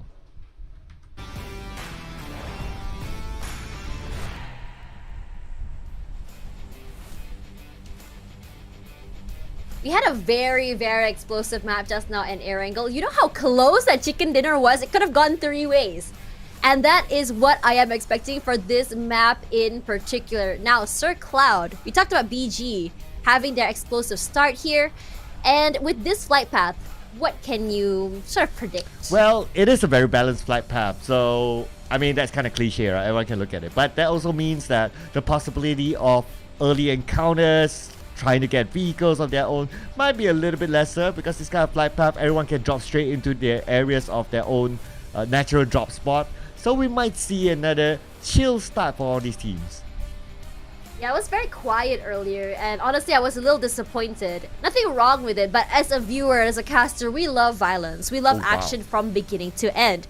Well, yeah, I mean, those early fights are very fun, right? You don't necessarily see, sometimes you see someone just shooting someone else with a dinky gun. Or sometimes someone you hit jackpot and you have a huge shotgun in the face. Or maybe someone has like one nade out of the blue and just blows 3 people at the same time with no shields, no helmet whatsoever. Those are always the fun moments, but at the same time for the team that goes out that early, it is very, very disappointing.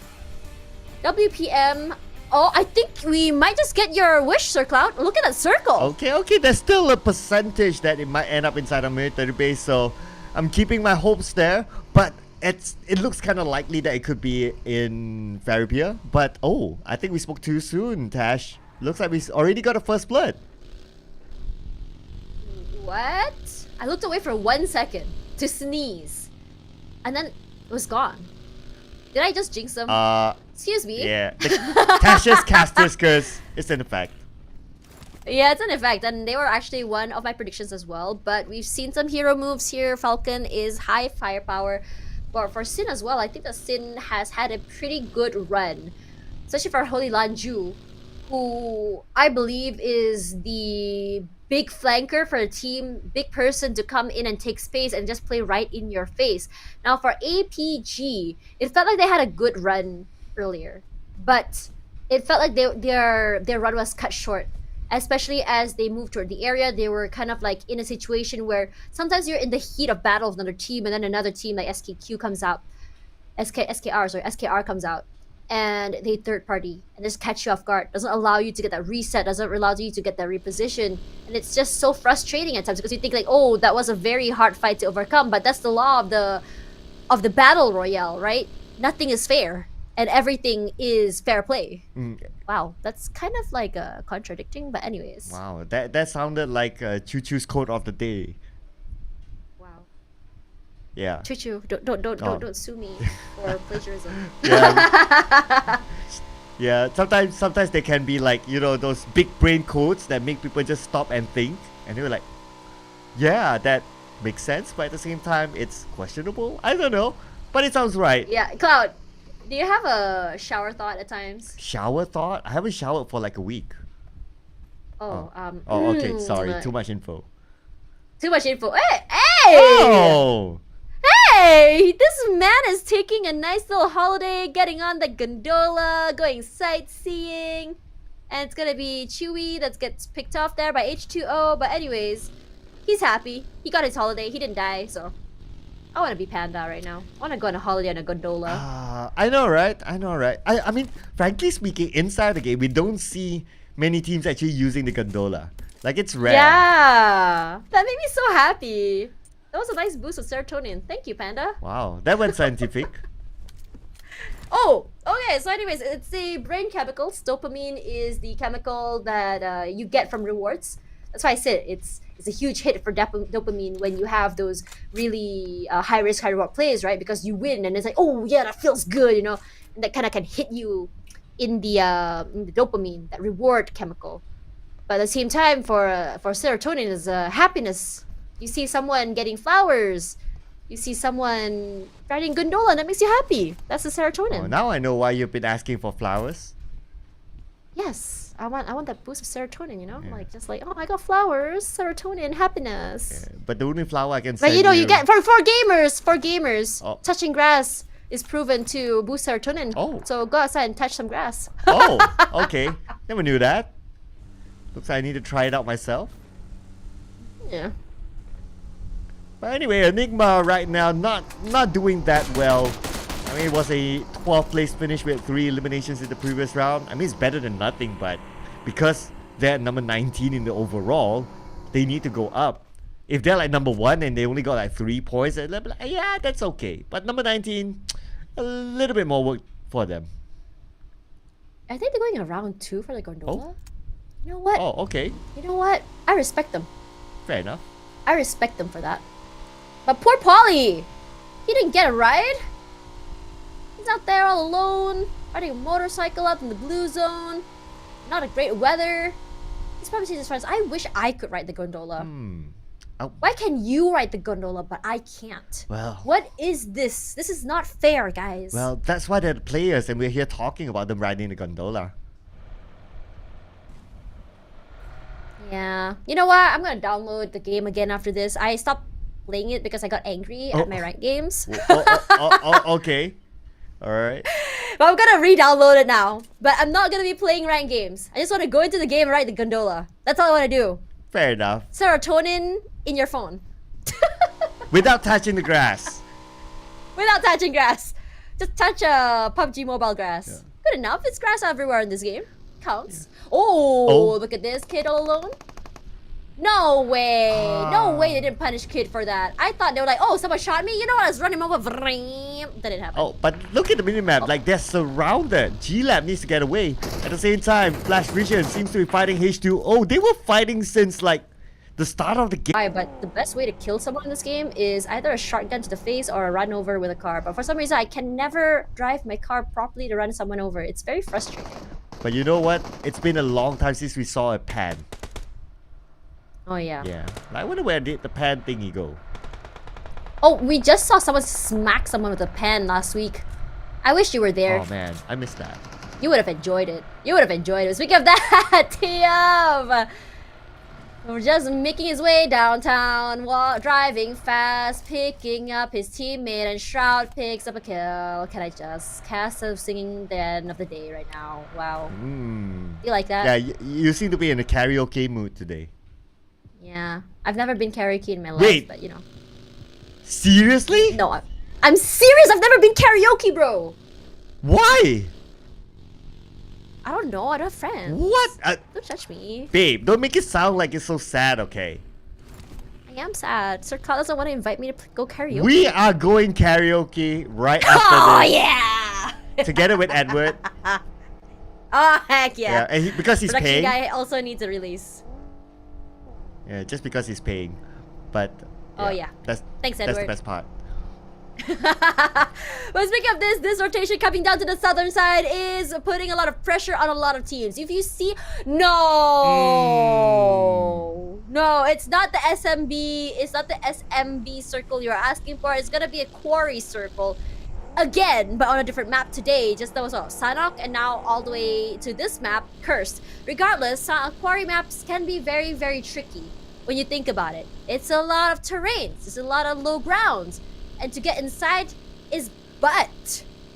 Oh man, it is going to be tough because this kind of circle is kind of like, it's kind of tucked in at the side of the map, so we will see a lot of teams moving in the same direction. That's where we see stuff like this. Speaking about Edward is in game right now trying to get the elimination point, but can't connect those shots. But I just found out that Edward hates karaoke. Too bad. Not this Edward. Yeah. Our production Edward. Just for the sake of our viewers. Yeah. Regardless, for Aaron, I think for TX just now, I think like for last week when you look at TX, they've had those moments, right, where they're just like, wow, look at their positioning, look at that high ground area they've had. Wow, look at those long range shots, and you know, you start having a spark of hope, and you think like, wow, it's a good run for them. And then it feels like this week they're kind of struggling. What do you think they're struggling with, Sir Cloud? In the most dad way possible. Explain it to me. You know what? Sometimes I feel that it's not their fault. Sometimes I feel that it's just other teams adapting to the game. It's like they're doing the right things, they're doing okay, but then again, it's just other teams countering them. So it's not their fault. Does it sound daddy enough? Yeah, that's a very encouraging father. Sir Cloud is ready. Yes. Yes, to be a dad one day. Yes. Hit him up, by the way. I have 5 cats, though. You gotta accept my other kids. Oh, he's already a cat dad. He's already a cat Yep. dad, so it's fine. Regardless, for PvE right now, the shots coming through. Panda knocked down here, and Rankid gonna be very happy. And for SP, what the heck? What? SP running away from the clutches of PvE and straight into Sin. Wow, they are not having a good day right now. Thinking you are free from the blue zone, free from PvE, and suddenly out of the way. And on top of that, they actually just left their teammate behind. No, man. They still notice that Rankid is on the way. But you know what? For SP, still getting one more. Jigsaw making the puzzles fit here. Ooh, he gets hit there, but the run and gun not giving him any favors. He didn't even get a pick in terms of points. It's just so unlucky. The timing from the other teams are just a little bit too fast. And for the team, they're not able to catch up with this speed. Some teams are just doing so good right now, moving so quick, as though they're moving in 2 times speed, honestly. Tash, speaking about Sin, I have to say, nobody is free from Sin. Is that a dad joke? Yeah, I try. I try. I was like, since rotation hitting anyone? Are they hitting 4 people at the same time? And then I was like, oh, it's that joke. Chat, just press haha. That's all you have to do. Just place haha, and he will be a happy man. Yes, please. I'm a very simple guy, you know. If someone reacts to my dad joke, I'll be fine. Yeah, but you know who are not fine? These players. This circle, unforgivable, but BG straight in the middle. And they have a nice little terrain to work with, so does FVE. So technically, their unspoken gentlemanly rules will apply for a little while, but FVE with the one with the drop with the care package come to the airdrop rather. Sprays come in here from G Lab. Newbie, they want to make sure they come up on top here for H2O at the same time. What a shot from Kai! So he can pop into his face. I hate that. I felt that in my heart. Yeah, it just like happened, just like that, and it's like no chance to react. So I totally understand. I mean, I've been there. Yeah, because you're holding a corner, right? Yeah. You're holding a corner, and you have not moved at all. Then someone just runs up and shoots you, and this is where, like, I want to say, like, your crossfire placement already perfect. You just don't expect someone to swing that big, you know? Yeah, and by the time you notice it, it's like that person is already in front of your face and he's holding a shotgun. There's no way you're gonna get out of that. Yeah, I hate that when it happens. It happens to me all the time. It's okay, I feel you. Oh, okay. feel That's you all the why time. you just want to play the gondola. You just want to sit on Yeah. the gondola. Exactly. You just need a break, right? And also there are some limited time events as well in the game, just to give you a breather. Should look up. Hope the next one's gonna be really cool. Regardless, right now MIGs for WPM. I think WPM has been doing fairly decent today, but not as aggressively as how they want to be. Not as big as they want to be, but in this case, they got one pick here. They nearly get taken out, but if you look at their area, they're not in the worst situations. They're still very happy and healthy with 4. They are all looted up. They just need that reset, but TF, a huge onto one member already. We just talked about APG earlier, didn't we? About how, in terms of their play, it's more reactive than proactive, waiting. And I think that in situations like this for APG, it works out in their favor. How they get that pick first and then they react to that pick. Maybe it's just one person that really needs to lead in terms of that momentum for the team. Well, you could be referring to Zero. But hey, we I don't miss miss my him. boy! Ah man, but looks like FOD will miss their serene environment. Now they're being gunned down by APG as well as another team from afar. APG going in. FOD might lose easy. Oh man, these shots coming in right now. 2 already down. Need to get the revive onto Shroud at the same time. But they are aware that they have 1 knock. They want to secure that kill. Unfortunately, the nade does not take him out, but it does put in a lot of damage here. Joseph all alone on the other side. What are you going to do? Just hiding behind the haystack. They know exactly where the other 2 members of APG are. Does that nade actually connect? Yes, it does. Find the kid. Beautifully done. Nung! Ooh. That was very, very dangerous, and they get stolen away here. APG out at 14th place. Only 1 elimination in the bracket. And on top of that, 1 kill stolen away. What on earth happened there? We saw a kill to a PBE player. Where did that happen? For eliminating the kid, I hope that's not considered as child abuse. I know it's Wait, absolutely hold up. innocent. I am so surprised that G-Lab did not push up here. They know they third-partied, and they are allowing for the reset? I think it's because the other teammates are just too far away, so they don't want to go in without the rest of the crew. So now that newbie is coming in, this is a fight that they must take, because if they move forward, they'll be shot down from behind, so they know they must finish off FOD. Yeah, they have time for the reset as well. They are already on their vehicles. This is not the worst way or the best way to start the game. Regardless, they had the upper advantage just thrown away, but easy finds newbie. Not a good way. Just need to work on that momentum, that speed, and not in their favor. Scotty as well. From the other side, huge. Kai goes down here. FOD, this is exactly what they needed. That reset, that aggression to come back into their favor. Kai goes down at the same time. Scotty with the reposition, thinking it's not going to be happening here. Enigma taking out WPM at the same time. Ooh, West Point Mamba! Nice name for Federales on the Koopa. Koopa is down. Spooky is still alive together with Caps. Caps will be at the forefront all alone. Spooky is waiting behind, waiting for the right moment, or probably providing cover fire from afar. Caps will toss a nade onto the inside. The nade has yet to be exploded, but now Caps needs backup. It's still 1v2 as long as his teammate is not here. Caps waiting for the right time. Federal is huge. Spots him up first.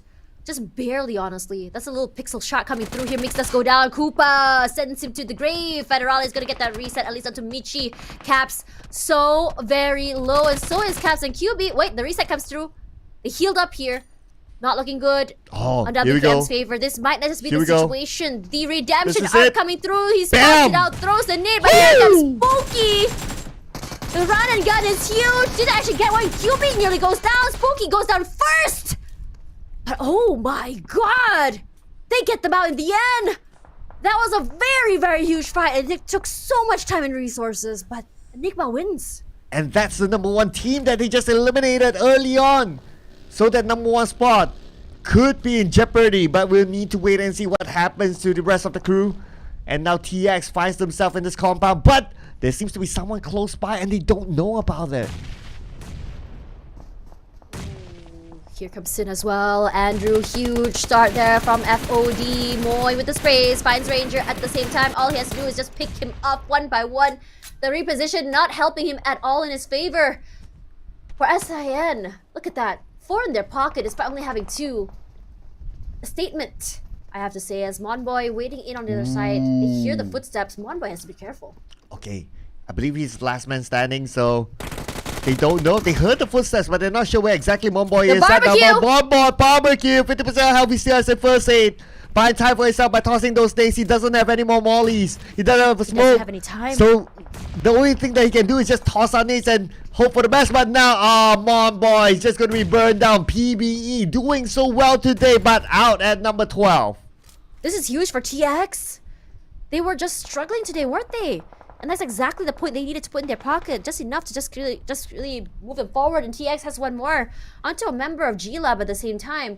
Now look at this little area here. It's going to be a quarry circle. Some teams have found compounds. Some teams going for the high ground. But for those on the lower ground here is what I'm worried about. But at the same time, not really. Because if the circle were to move southernwards toward the area without the terrain, moving down the rotations for those on top is going to be painful, especially for the ones on the very top there, because getting down, #1, is a very open area. #2, it allows for space from the bottom side. They can play nasty, they can use the terrain, but as you're moving through the blue zone, it's not going to be in your favor. Moxie, huge, finds Moy. That's a very long range shot here as TX. I think the momentum still in their favor as they come to challenge BG, and May W gets picked off by Zen. OTX, like what you say, they need the points in the bag, so they'll be playing a little bit more aggressive, and now they're confident because they already secured 3 elimination points so far. They're still maintaining a full squad and now fighting against BG, who's on the roll today, but BG might lose one of their players. Sonic arrives at the forefront, waiting for the right moment to go in. But at the same time, we can see that Flash Vision. Wow, 5 eliminations doing that comeback in this round. God. Good recovery by BG. The sprays come up from Amura from the other side. TX was the one who started it, but BG will be the one that ends it. Knows exactly where Zen is. Spray and pray zigzag. Beautifully done by the team. What on earth? You started out, you end it. Gonna get a pick off onto, or at least a pickup onto May W as well. 5 eliminations in the pocket here. You saw Enigma try to challenge them, but Enigma might just have a bitten off more than it chew with only 3 members left. I think the idea for Enigma is they wanted to third party, but that fight took a little bit too quickly. And also, BG was able to go for the revive, the reset, because look at that. They have a lot of air to play. It's also the high ground, allows them to get the reset, the smokes as well. Beautifully done by BG. Great defense. Oh, Edward, he's at the forefront. Caps, will he pick up his teammate? Can he find a good angle, or he'll be punished by it? Spooky still on the far ground. Spooky keeping eye. Caps counting for the right moment, and now Caps will go in for the revive. Spooky will keep eyes from afar. They need to take this fight. They need to get into the circle because they are on the low ground here. If they were to run through, they're going to be easy pickings as a Feek. Last person left alive. Just trying to stay as quiet as possible. You know about the bear, right? If it's black, play dead. If it's brown, turn around and fight. Really? I don't remember. Yeah, apparently you're supposed to fight brown bears. Oh, okay. I just saw a very interesting movie, but I can't say it here. We'll talk about it after the stream. But the circle will be pulling toward the quarry. Ouch! This is a very, very painful circle. You're also painful. That nade from BG, the sprays come out here. Look at Enigma. They're so very low. They can't do anything. They get knocked here. QB. Oh, resets come out. As BW pen in hand. Oh, mate. Good double swing coming through here as they eliminate the last two members. Enigma, 9th place for eliminations. I think this is their best run today, and I think they're going to be very happy with that. Well, there's nothing much that Enigma can do, frankly speaking. They were caught on the low ground. There's no way they can go up, and there's no more circle. So they had to move that direction irregardless, and that's the best that they could do. Unfortunately, it wasn't the best situation. Now looking at Flash Vision going up to the high grounds, getting into Kuwari, leaving a couple of teams behind. So now that means that they can play the gatekeeping role, especially against Sin. KE, this is a really good round for them. They were out pretty early just now, and this might be just their recovery arc. Look at how many teams, look at how many skirmishes are happening right now. And it feels like BG has not had a single break, but they're holding on pretty good. 8 eliminations in the pocket here. At least for them. What a shot! That car just exploded, takes in so much damage. Skynin, this is a huge flank. Look at how he's played. Always been away from his team, but now gonna pick up DZ. No worries, his teammate GE West is gonna be the distraction here as May W. BG on a rampage. They're a team that really does so good when they are on the momentum. Ooh, Skynin seems to be in trouble. Andrew spots him out, tapping away. But can't connect that last shot. If only he could do it, there'll be a secured knockdown. But Skynin, anyway, he managed to reset himself. So just waiting for the right moment as GE scouts out. They know that there's someone around, but can't seem to put a finger on it as GE know that they're spending too much time on the outside the circle, moves in. Man, for GE, this low ground might not be their saving grace. Speaking of that, with May W picking off Master Ichi so early. GE, what are they going to do? Positioning not the best in their situation. One member out in the open there. Gonna be taken out by the zone. And for May W, he's just gonna shoot out every single smoke. Just flush everyone out of the way. Osha goes down to Amura. Another point in the pocket here. BG on a rampage. 8 in their pocket. What on earth is happening? This aggression is just so good in their favor. We talked about overheat, but it seems like today they're a little bit more disciplined, not leaving their area at all. The sprays come out here into the smokes. GE managed to get that revive, managed to get that reset at the same time. But time is running out. Their smokes are gonna run out. Ooh, check this out. Burmese goes currently 9 elimination points. I'm pretty sure that they can get more. But like what you said, Tash, the smoke is gonna run out anytime soon. But look at where GE is at. They've been pinned down. Oh no. That sandwich is just so unlucky for GE, and it's going to be KE with the kills. Despite the fact that BG was the one putting in the hurt, putting in the damage. KE taking those points away. I don't know if BG is going to allow that. Ooh, let's see who will collect those elimination points. Definitely going to be crucial for all these teams. But Skyrim been finished out by BG. And that is it for OJAS Esports.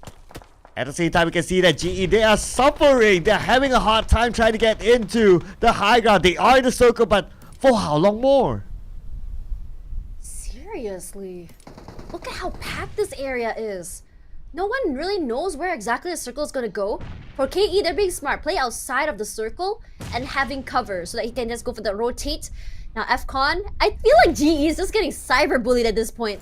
Look at how many grenades are thrown out, how many shots are thrown out. And now, as they go down, we are down to our top 5 here with BG on a rampage, 4 in their favor. Same goes for KE, FCon with 3, FOD 1, FVE with 2, and FVE, they are playing the dangerous game here, having 2 players on a buggy. They have a lot of courage to do that. Ooh, Kaya, still on the lower ground, still on the outside the circle. But for him and his teammates to get in, ooh, they need to squish. They need to squish the team that's currently right in front of them. And that's going to be Falcon. So Falcon could be in trouble. They need to look at both sides. how BG is using the side of terrain. It gives him a lot of cover, gives a lot of movement as well. That nade not gonna be hitting on to anyone. FCon doing very well this round. We talked about them losing very, very early just now. And I literally just talked about how I was a little bit surprised at the end result. And look at them right now, top 5. Still very much healthy with 3. They do get tagged, and none of the nades are actually clipping onto them. May W is so very close. They're literally side by side. I'm not sure if Konzi is aware that Amura is right there. All he has to do is just jump shot up, and it's gonna go down, and Kaya eats the damage from that nade. Andrew here, we know that he's a heavy hitter for the team. He knows that he can take a 1v3 if he wants to, but look at where FOD is easy, keeping the dream alive. Keeping the dream alive indeed, and plus he has the compound, so he can hold on to that compound for now. But not looking good for Falcon as they'll be sandwiched between 2 teams. And they're coming in. And it's going to be D2Y going down first. I don't think Cloud has enough time. But, whoa, wait, what? May? Going down to the low ground? Dude, you have KE right in front of you. He's taking a big risk.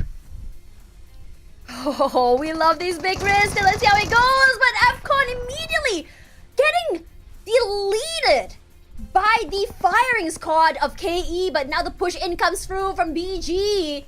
They know that they have one knocked out, leaving Sean up there. Are you the bait, or is it every man for himself is the question? Kaya just cooks up that nade. Can he actually clip is the question. Look at how they're playing together from 2 different angles, and they have so much control of the entire circle, covering from the other side, the top side, all the way to the west side. They're not over pushing here. We were just talking about how yesterday BG was having a big problem with the overheating, but today a whole different story. They have the right plays, the right amount of people, the win conditions in their hands, and they don't want to mess it up. This might be their first chicken dinner of the day, but for FDE, they can become the kingmaker here. They're all the way outside of the circle. Might not happen. Moxie eating a lot of damage. MH very aware of where they are. Finds Raul and his teammate as well. Goes down. That was very strong firepower. That immediate retaliation. What on earth? But Tash, look at Easy. He's still surviving. And he's on the other end circle. He could survive to at least a second place finish, or maybe becoming the kingmaker for this round. Oh, KE pushing up. I don't know if they know that Almura in this corner, because he's playing a very, very nasty angle. For KE, check your corners is going to be very, very important to him here. But Amora has been doing this a lot. He's played so many nasty angles. Doesn't necessarily have the best outcomes, but it does feed that information to his teammates. I can hear them coming close. I can hear their footsteps. I can hear their positions coming through as well. It's huge. Now, as BG gets the reset as well, FOD, you mentioned before, going to be the kingmaker. Who he decides to go for that first pick is going to be huge. If he goes 1 pick onto KE, immediately BG is going to push out. If FOD pushes forward, toward BG, same outcome goes, but it's going to be hard to navigate through this area. It's I would say an elevation point, plus the blue zone pushing onto him. Don't know if he's actually going to survive long enough to get a pick, honestly. Yeah, we are talking about David against Goliath, but we're going to start it off first right now. Looks like, oh man, just about to be the kingmaker. Unfortunately, he's been spotted out, but now KE going in against Burmese Goals. Burmese Goals, however, they got 1 player currently down, needs to be picked up, needs to be resetted. And now at the same time, May will be at the forefront. He's at an off angle. They don't know. They don't know that May is there. They don't know where Amura is. They could be surprised by Amura. Amura waiting to come in from behind. Just waiting for the moment. Oh, it's a huge crossfire if that happens. Here comes the nade. Edward is the guy to give him that famous praise. Amura Jack in the pot. Surprise! Guys, because Burmese Goals is here to take the chicken dinner of the night. Beautifully done, I have to say. And so much control of the area. My goodness, Tash. I just want to say they were in my prediction list and they got the chicken dinner. No casters curse for me today. Just saying. Perfectly done. Burmese Goals doing so very good. Perfect execution of control, aggression, as well as teamwork coming around. This team is looking so very good, and I think they are definitely the embodiment of a slow and steady wins the race. Don't have to rush to get better, and a good growth of every day is an improvement for us. Regardless, also FOD doing well as well, surviving and keeping the dream alive, I have to say. It's just unfortunate his positioning was not in his favor. For 3rd place and lasting that long, huge. Huge indeed. And of course, it is huge for BG. The man of the hour is going to be Edward. Well, someone's going to be proud behind the scenes.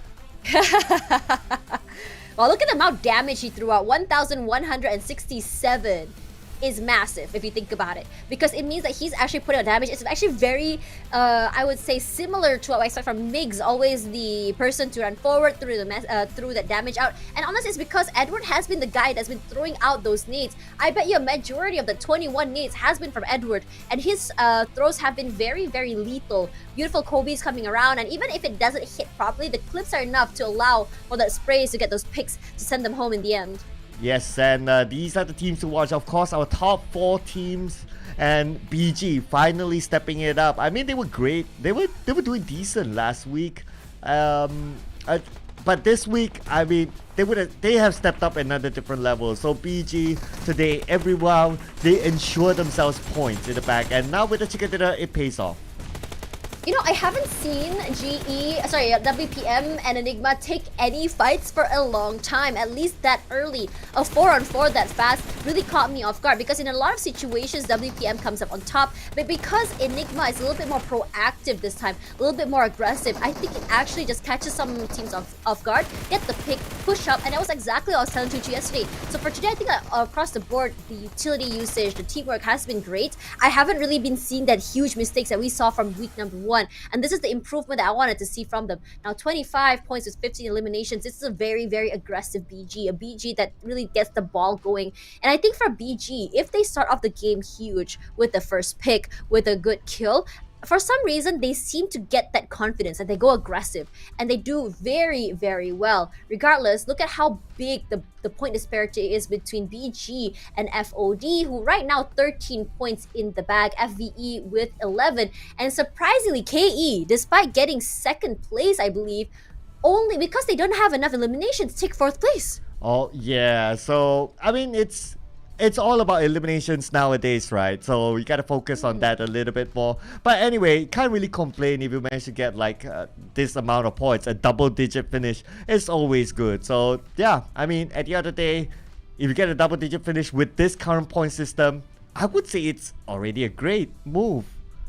Yeah, and also Asha, a bit uncharacteristic just now. They did go out, I think, at 7th or 6th place, I cannot remember, but they didn't have any elimination points. But because they had built a nice little, I would say, gap ahead of the other players, it didn't really show up that they didn't have like the most points. I think 7th place gives them what? I think 4 points, I believe. I think that's pretty good, honestly. Now we have 104 and 101 here. GE and WPM neck to neck at this point. 2 chicken dinners each, and it's looking so very good. Axis with 14 and Enigma just sliding down forward as SKR, even though they did go down to 14th place, but because they have a chicken dinner, because they are collecting so much points, they are still very, very high up the ladder compared to the beginning of the day. Yeah, so and other than that as well, of course, how these teams didn't play, so to be fair, that not much movement for them.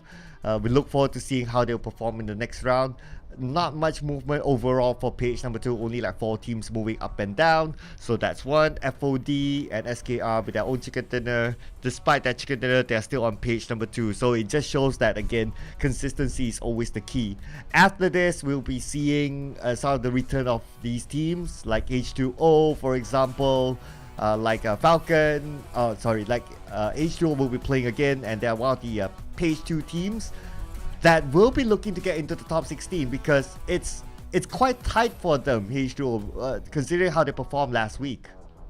It's surprising because when we look at H2O's performance today, it felt like they were taking these fights very well. They were moving very well. They were getting the right compounds. But it's just a lot of situations where they weren't able to get those eliminations, and suddenly you see a very strong team just steamroll them, and then suddenly the dream just ends there. It's a great start for them, but I really want to see them be able to move forward till at least the top 5.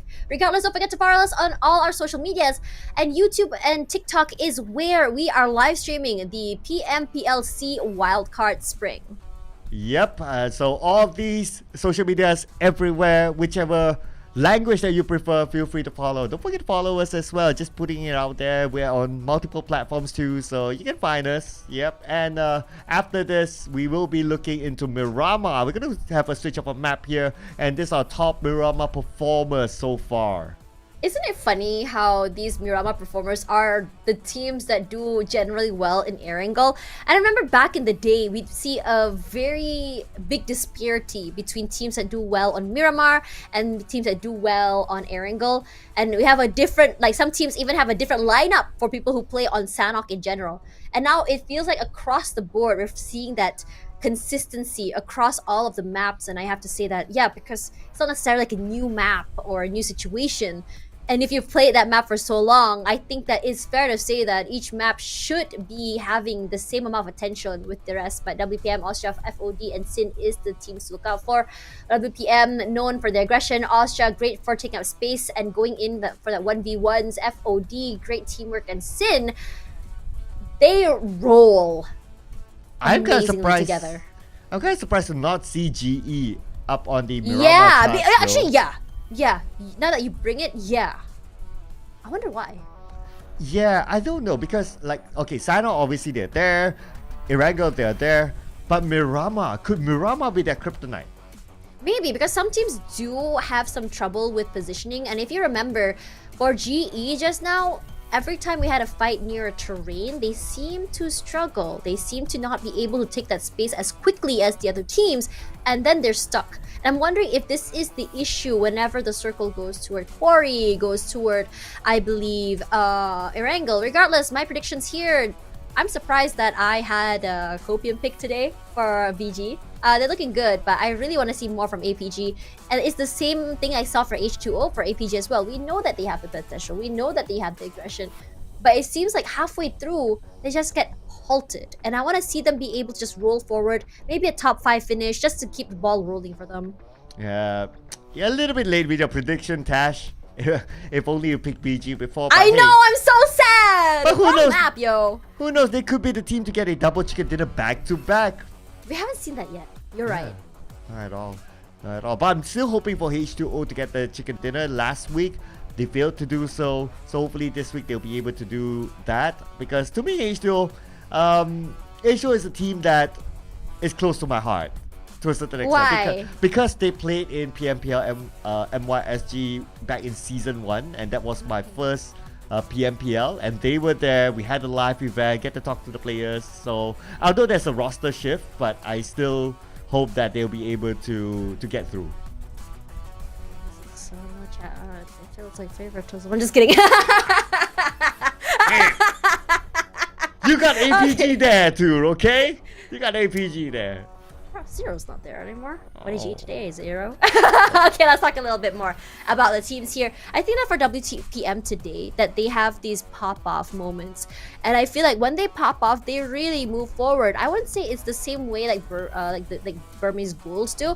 It's a little bit more in the aggression, taking those fights, taking up space. They love to take these fights together. They really rely on Mix. But suddenly you see Mix getting picked off early. And that's why I kind of question, okay, since Mix is the damage dealer, the guy that does most of the damage, how does the dynamic shift when Mix is out of the game? The same goes for like what we saw from Axis just now, right? I said I had a lot of expectations for Amir, but then Amir goes out, what do we expect? And now we saw a different sort of gameplay. I think because Amir didn't have to worry too much about being in the game at the same time, maybe it could be he can actually help be the brains behind it all, right? Yeah, maybe.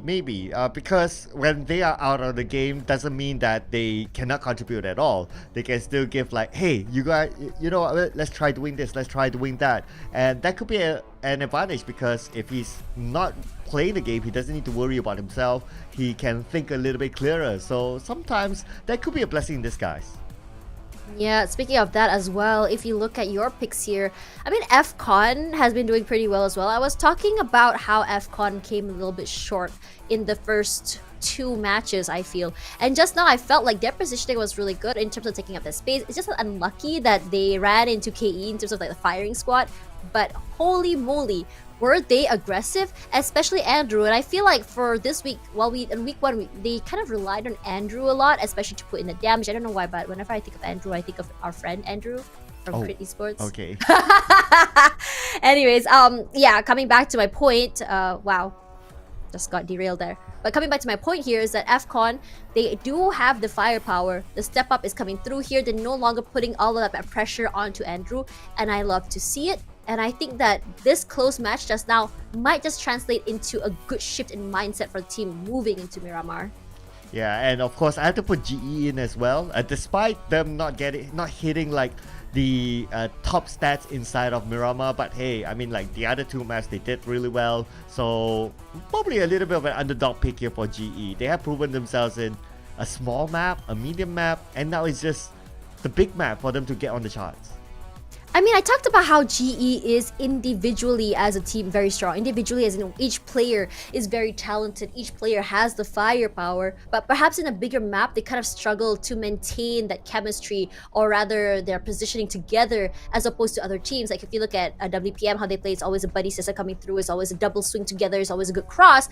GE has that, but it's still very, very separated. It's like I can rely on myself to make big plays, but we want to have a crossfire to be so separated from each other. So if one person goes down, the revives are going to be a little bit more complicated. So let's see if they manage to overcome that particular situation, because I did see that a few times happening. Yeah, so it's all about overcoming situations. I mean, GE, not only about like this week, they are like on top of the charts for most of the maps, for especially when it comes to top eliminations, but even last week they weren't doing that bad as well. So if any team were to be like the I wouldn't say the underdog, but the dark horse to kind of win this, I think GE, they have that potential. Yeah, and it's not like GE hasn't gotten chicken dinners before as well. It's just the way they play is not as conventional compared to the rest. And I'm really liking the fact that you have really strong, 4 individually strong players in one team. And this is where sometimes it's kind of like collecting all these good players and you put them in one team and you're hoping that they have the chemistry. I think GE does have that, but it's more of like they are so confident in themselves that maybe they might be overconfident. I'm not sure what exactly they have in mind in terms of playing that far. Perhaps they're going for long range frags coming through, but at the same time, you want to be able to go for those resets. I think Master Zai has been huge in terms of those early picks as well. And Smile, I believe, has also been quick in terms of getting those early picks. Because if you see how they play there, especially if they rotate, it's always going to be Smile and Zai. They're playing so far away from each other. They get 2 frags, maybe get traded out. They get 2, but for the cost of 1. And I love a situation where they get out of it unscathed if possible, and maybe that might be a different story altogether. But there are still a lot of other teams that we can talk about right now. And in your opinion, out of all the teams, which teams do you think that you want to see the biggest comeback or the biggest surprise of the day? Ooh, okay. The team that I want to see the biggest surprise of the day, I would say I want to see TX at this point. Because TX. Yeah, because last week I noticed that TX, they were really aggressive, and because of their aggressiveness, they managed to secure a lot of elimination points, and they took advantage of their momentum. But this time around, so far this week, not really their week. But hey, so I guess that's why I just want to see them like come back up again. Yep, but we are gonna soon be going to the sands of Miramar already. 4th match of the day? That's how fast these maps are going, honestly. Because we remember how back then it was a lot more slower pace. I was just telling Chuchu that every single season, I've been here for like 3 seasons now, and every time I say, please, I want a prison circle, and it's never happening. Chuchu say it's never ever gonna happen. But you know what? What if I had a circle for the islands outside of Impala? Can that happen? I have seen that happen at least twice. So it's Wow. not impossible. Yeah, I would say it's not impossible. It could happen. It has a better chance than Zarki for some reason. But anyway, let's see if it happens. And if Tashius gets it, let's go.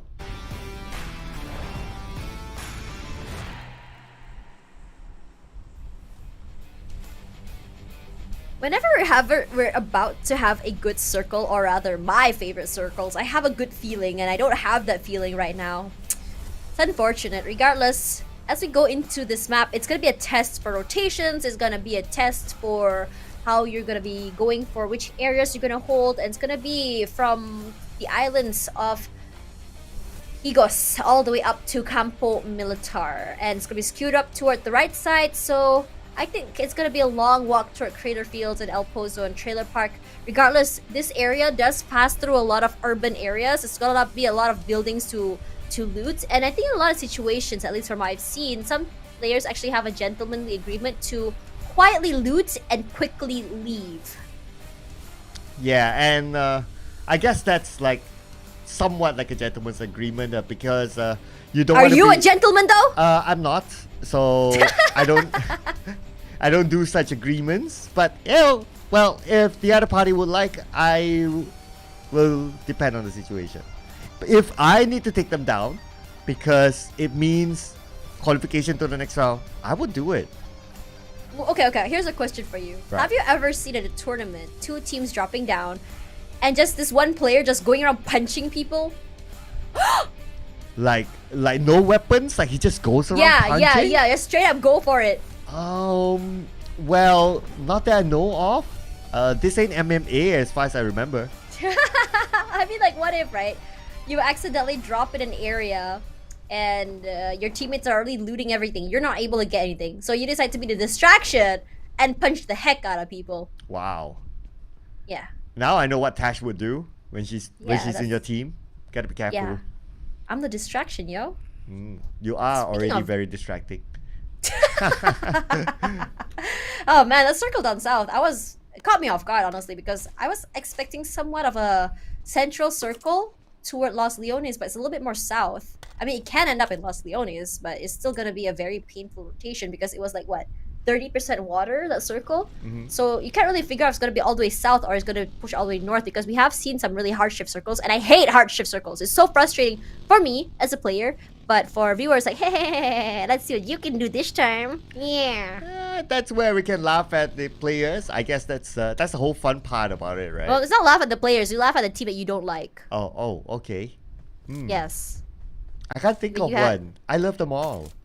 Same. It's like such an auntie syndrome, right? You reach a syndrome where you love all your kids, or rather your nephews and nieces equally. Well, I don't know what you're talking about. I'm not that old. Wow. Thank you for revealing. How do you do, fellow kids? Say Sir Cloud. Uncle. You know the meme, right? I gotta change to Uncle. uncle now these days. Okay. Uncle Cloud, yeah? I mean, Sir is still I mean, that's why I called my lecturer back in university. Called them Sir and Madam. Yeah. Sort of showing your age, yeah? So, what would be your auntie name, Tash? Auntie Tash, obviously, duh. Auntie Tash. I'm already an auntie. If you follow me on Twitter, everyone calls me Auntie Tash. Oh yeah, that's true. That's sliding in a very nice promo. Oh yeah, it's okay. Don't have to follow me. All I do is just meme. Not very auntie like, but at times you kind of need a cool auntie, and that's gonna be me. Now let's talk a little bit about the game. SKR. Okay, SKR today has been huge. I'm always wondering whenever there's a big shift in a team performance, right? I wonder what happens, because I'm sure you've been involved with the team. And what happens when there's a big shift in performance during maybe a day before and the day after? Like, what goes through their minds, and how exactly did things change here? Well, speaking from experience, I can say that if you perform well, then that's great. You get the hype, everyone's happy, coach is happy, manager's happy, and all around good vibes. But if it's the opposite, if like, okay, one round you do well, and the next round you don't, and the don't is to the point of like being the first team to go out, for example, it's always very hard to pick up from there. And I'm not talking about like going in the next round and just play the game. You have to pick up mentally, and this is where most players struggle with. Right. So what do teams usually do when it comes to that mental? Because I know that some IGLs, they are also the guys that go, it's okay guys, or they kind of calm the teams. But in that situation, when your IGL is also tilted, who helps the team then? I would say this is where we gotta give it to the backroom staff. Oh. Oh, okay. Hopefully Burmese Ghost has a good backroom staff because yeah, this is where they play a big role, like the manager, like the coach, to really lift up the team again. So that also means that in whatever situation it is, the manager and the coach has to remain cool and calm. Yeah, speaking of cool and calm, that was huge by WPM. And I feel like for WPM, it's a new, fresh round for them. I don't know why. It just feels like, I cannot understand how I feel this, but it feels like a mind shift for them, or a shift in how they play because of how they are moving, how they're moving and playing together. This might just be it. And honestly, I'm surprised at how far away the player of BG, essentially MH, was from his teammates. And I think from a lot of last two maps, MH has been the one to go down. Very, very early, actually. And I'm wondering why the 3-1 situation, because it's a very high-risk situation. And what is their goal in mind here when you play like that? Yeah, I guess sometimes it's to survive, especially if you're like the one. Yeah, I mean, everyone would like think like, okay, it's great to just clutch, but in most situations, especially in PUBG Mobile, clutching is very, very difficult. It's because of like the space is like 360, so you have a lot of angles to cover. So that is why every clutch moment is just huge. But this could be a huge moment for Caps. I'm just shocked that Caps was able to just get out alive over there, but his teammates are coming. Cavalry is coming, Spoogle.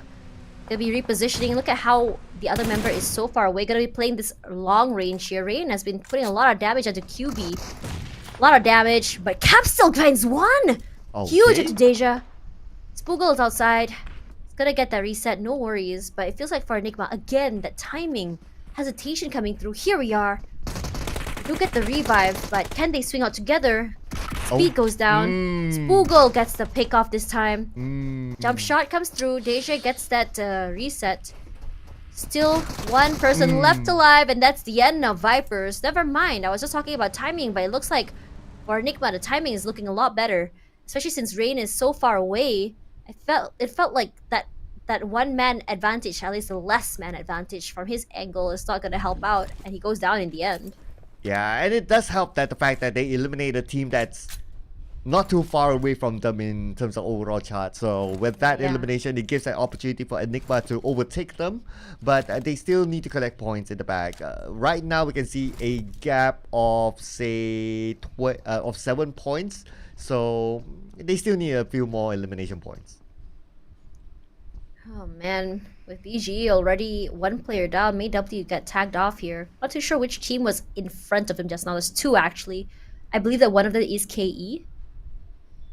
Have to go for those resets, play quietly, but thankfully for them, this is an urban area. Gives a lot of cover, there's a lot of buildings, high grounds at the same time, and Amora has been huge when it comes to playing close, playing these high grounds, relaying that information.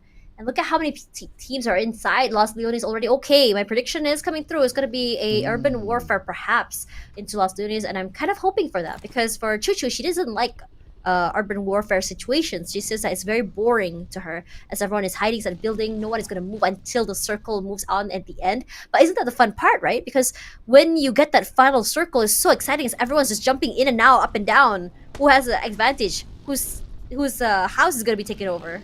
Yeah, I get the anticipation of that circle closing when everyone's like holding the corners. But I personally, I'm not a fan of urban warfare as well. I think the game really slows down. This is why you guys are best friends. Oh, okay. We just revealed our secret now.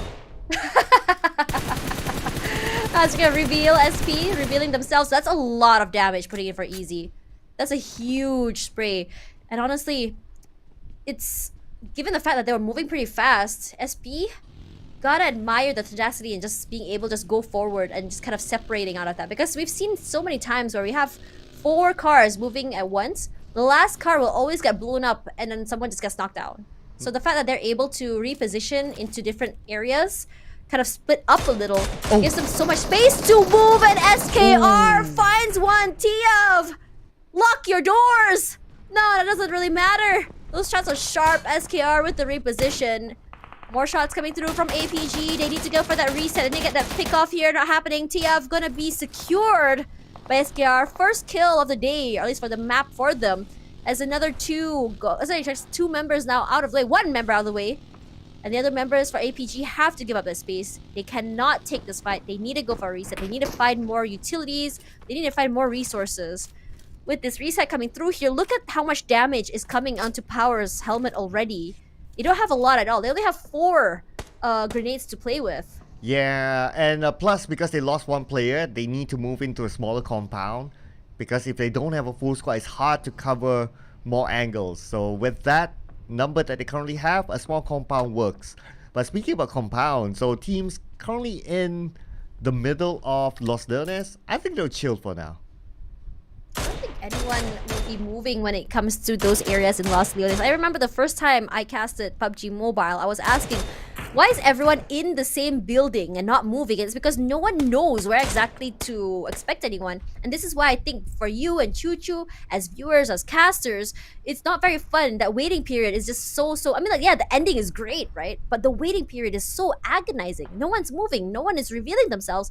Everyone's just trying to survive for as long as they can. They want that placement point. It's number one. Number two, kill points will eventually happen as the chaos ensues. So speaking of chaos, FVE, they've been pretty chaotic today. It feels like they weren't able to get that execution that they wanted, the team play that they wanted. I feel like they've been very, very scattered. It's not their fault, rather, it's more of a terrain issue. It's been like how many teams are still left alive toward the last circle at the same time.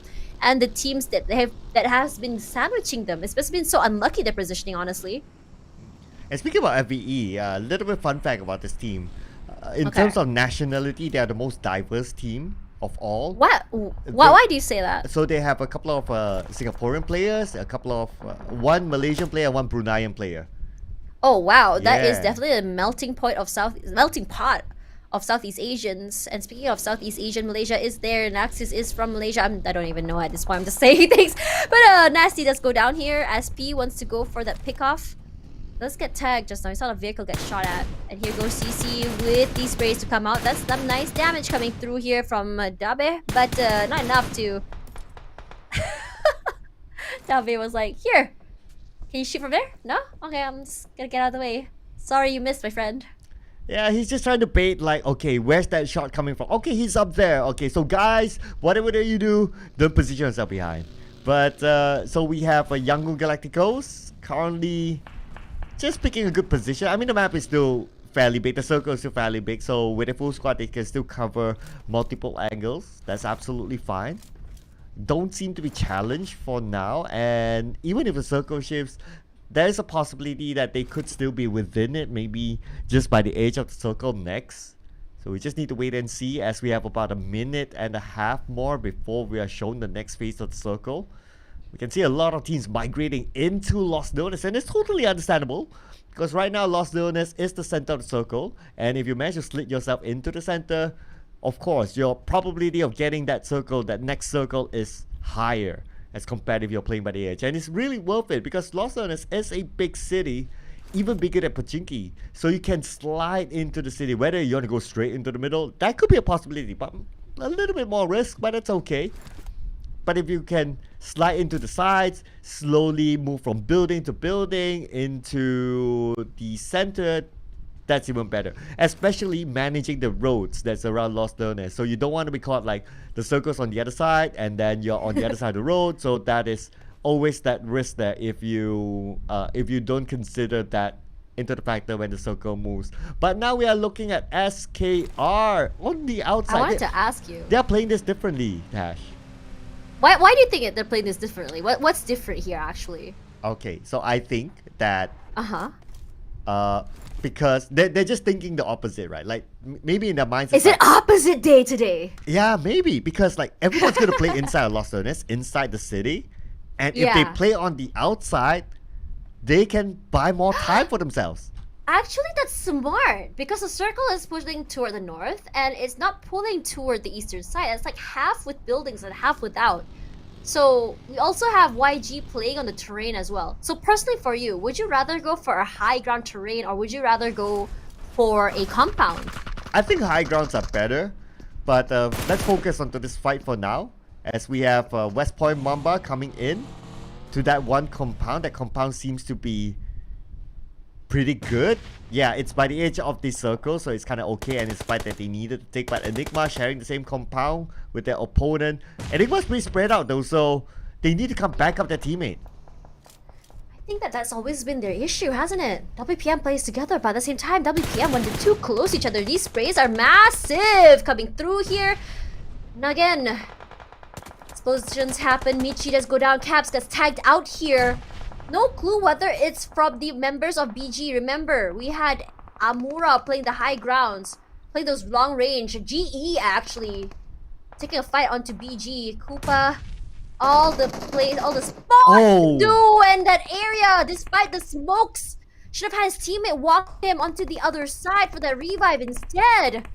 bit of a miscommunication there coming around. But WPM's firepower is doing so good. This is a nice compound. It's big enough. Really good for repositioning at the same time. So good right now for FVE at the same time because they can go third parties as well. H2O, their eyes are all onto EG. If you think about it, they are just trying to go for those picks here for the kill steals. Another nade comes out, tags out another member of Enigma. It feels like as soon as they go for the reset, their HP just dwindles away. Oh yeah, they need to be careful because like the shots can come from multiple sides, and maybe that's why their HP just goes falling off quickly. Feels like everyone is just like making it rain bullets like, hey, someone's hurt! Everyone shoot! Yeah, just focus. No, but to be fair, it's because they all want to get that 1 point, and we've talked about it multiple times that how important elimination points are in the new format. It's making the game move a lot faster as well. As soon as you hear shots, everybody has their eyes on you. And the SKR, look at that. They have to reposition themselves. This is, even though they have a compound, this is a very open area. And Axis has been really just making those shots work. At the same time, if you remember in the last map just now, they were sort of overusing their bullets. It was to the point that CC ran out of bullets. She couldn't use her gun anymore. And I'm really hoping for a lot more resource control for them because yes, I have the idea that you just want to put that pressure on, you just want to keep spraying. But when you run out of resources or bullets, you're going to be in trouble at the same time because it was a very crucial moment and CC could have gotten a kill. She just ran out of bullets. Yeah, you don't want to be in that situation, right? But and I think that's the first I've ever seen that during a tournament, honestly. Yes, it is. It is very rare because normally, like players would have like calculated like, okay, how much can I use in a certain situation? So, so yeah, that just happened. That's a rare occasion. That's all I can say. Yeah, rare occasions. Wait, what a shot from Kid! What a shot. That was a very nasty angle here. But Circle gonna go outside of the city. For Axis, I think they have the best area. Wow. It's right there in the middle. It has a nice little compound. They have a nice long area in their full coverage. And they have that road at the same time, which means that they have a nice crossfire if everyone were to cross through the roads. And I think that one big annoying thing about this particular map is that you want to drive on the roads. It's a little bit more easier to navigate compared to the terrains. But at the same time, any buildings you pass, any high grounds you pass, you're just going to get sprayed at. Speaking of spray, it's going to be nasty. Finding a member of GE there could be a huge pick for them. And I think for Axis right now, since they're so far behind, they need to pick up the slack. They need to get a chicken dinner if possible. They need to get those picks. And SKR as well, not stopping. Andrew picked up as Nasty finds Master Zai at the same time. How the turntables was GE, one of the strongest teams now, getting taken by a team on 16th place. Well, statistic-wise, this ain't their map. So it's going to be a little bit challenging for them. We will be playing 2 Miramars in the day, so they gotta be up for the game. But now speaking about another team, SKR seem to be in trouble. Oh, they're the ones who are getting that elimination point. But now we are FOD moving in FOD. Now we're just moving team after team because everyone's moving in the same direction at the same time. Oh my god, WPM now in trouble. H2O finds a kill. WPM Federal is going down. Almas as well, now down for the count. Kuts, huge nade. And suddenly, WPM just falling apart right now. 14th place, 1 elimination. This is what I talked about because sometimes WPM plays big and now it goes small as the circle shifts here. People need to take this fight. They want to pass through, and if they want to pass through, they're going to find everyone in return. This is where you need to reposition yourself. Smile finds a Koopa at the same time. Talking about just now how EG was kind of struggling against Axis. That reset's huge for them. The reposition as well. And it's looking so good right now. They do lose 2, but QB in trouble. Beautiful dodge coming out here, coming onto the other side. Double swing from Axis. Beautifully done. Takes him out. Loving this team play from teamwork coming from Axis. Felt those they won last week. We were questioning a lot of things in this one. Their improvement, massive. Oh yes, I look forward to their further improvement. But on the other end, unfortunately, WPM, the #1 team, have been eliminated. So this is an opportunity for GE to go up to the #1 spot, but we'll need to finish up this round first. As H2O is currently in the same compound together with another team. They're on the upper grounds, on the upper floors. But H2O, they don't seem to be able to find their opponent as John resets. Joseph on the rooftop. Joseph will have the high ground advantage for now. Joseph just taking his time here. We also see Lanju accidentally barbecuing his teammate as well. Sin goes down. So unfortunate. I think it might have been accident here. Joseph's still very low. He goes for the sprays. His teammate's coming in from the other side. He has to buy some time. Get it for John. Time. Oh, John! On his favor, does get knocked out. H2O running for his life. Unfortunate. But you do see the reload come through from John. John thinking maybe not a good time for him to get that that revive about now in the circle, pulling into the middle side here. SP still in the very, very middle areas. YG slowly pushing forward here. John, I think H2O is very aware where his 2 nades used. John! Sprays come out here. This is a very nice angle he's playing. John! Look at the wall! Run and gun! Beautifully done! Nastily done! Getting chased here from 2 different angles. Do not get isolated. Nice cross coming through from H2O. John, only 2 bullets? Oh no! Not gonna happen. Yeah. Just the revive at the same time. John out of the game. 12th place for eliminations. Pretty valiant effort. John only had 2 bullets anyway. The best he could do is get another knockdown and that's it. And he wouldn't be able to have time to reload or even switch over to another weapon. So that's just unfortunate for John that he had to run out of ammo at that time. But now the circle will be closing. We still have a couple of teams on the outside of the circle, including a teammate of GE. One of them still stuck. He needs to get by, but there's another team actually gatekeeping, but now focusing on to Smile. He'll get the next knockdown. Smile, it seemed like he was struggling just now, him and Master Ichi. But now as they move into a different compound, the repositions has been huge. One at the bottom side, one at the top, which means like nice crossfires coming out there. A little bit angles to work with. Enigma in trouble. 5 eliminations, Pocket 11th place. As now GE turn their eyes to BG. APG as well, holding on to the lower area. It's on the side of the circle. Now, if the circle shifts, ouch for them to move because it's all high areas, high grounds. Nice little sprays to come through here. Skadi, G-Lab doing well, holding on to the area, not allowing the push in from BG. And I think, oh sorry, YG rather. For YG, they've been trying to get inside, but it's been really hard for them. With the fact that how many people are holding on to the buildings, to the areas, and as well as that little terrain in the middle there. It's a split in the middle. You kind of want to figure out, like, do I want to stay in the buildings on the high ground? Or do I want to go down, play low ground? And if the circle shifts to a high ground, you're in trouble. But look at this. Despite, like, all action has halted, but we are now down to 28 players. Can you imagine that? Like, a lot of teams actually losing at least 1 player. Only Axis still a full squad because they were in the middle of the circle. If this continues on, who knows that Axis might be the one to take this home. Yeah, might be a good one. This is one of their best showings yet, with already 4 in the pocket. This aggression is doing so good for them. They're just waiting for time. It's all about positioning, it seems. Get the position and just play together. Good crossfires. Focus fires, it's looking good.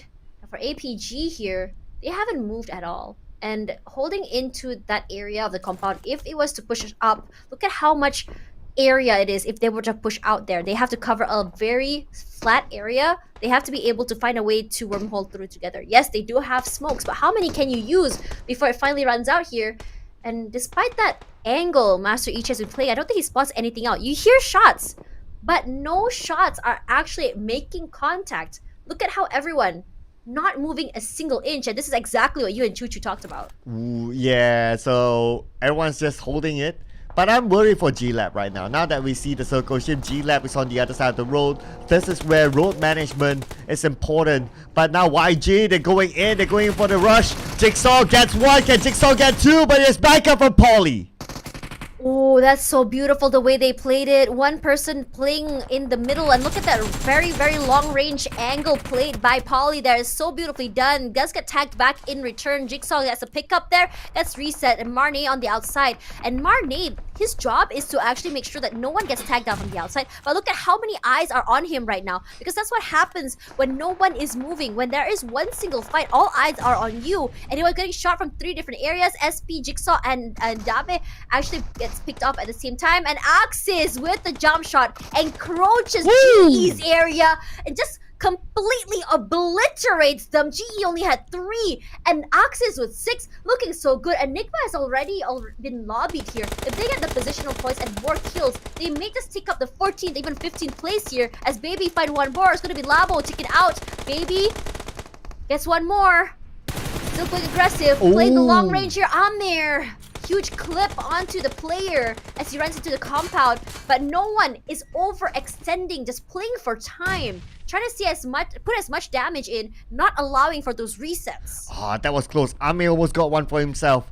But look at the amount of players in the same compound. APG, on the other hand, they're out in the open, so for them to get through, they might need to toss out a couple of smokes, and yes, they'll start to do that now, doing it again.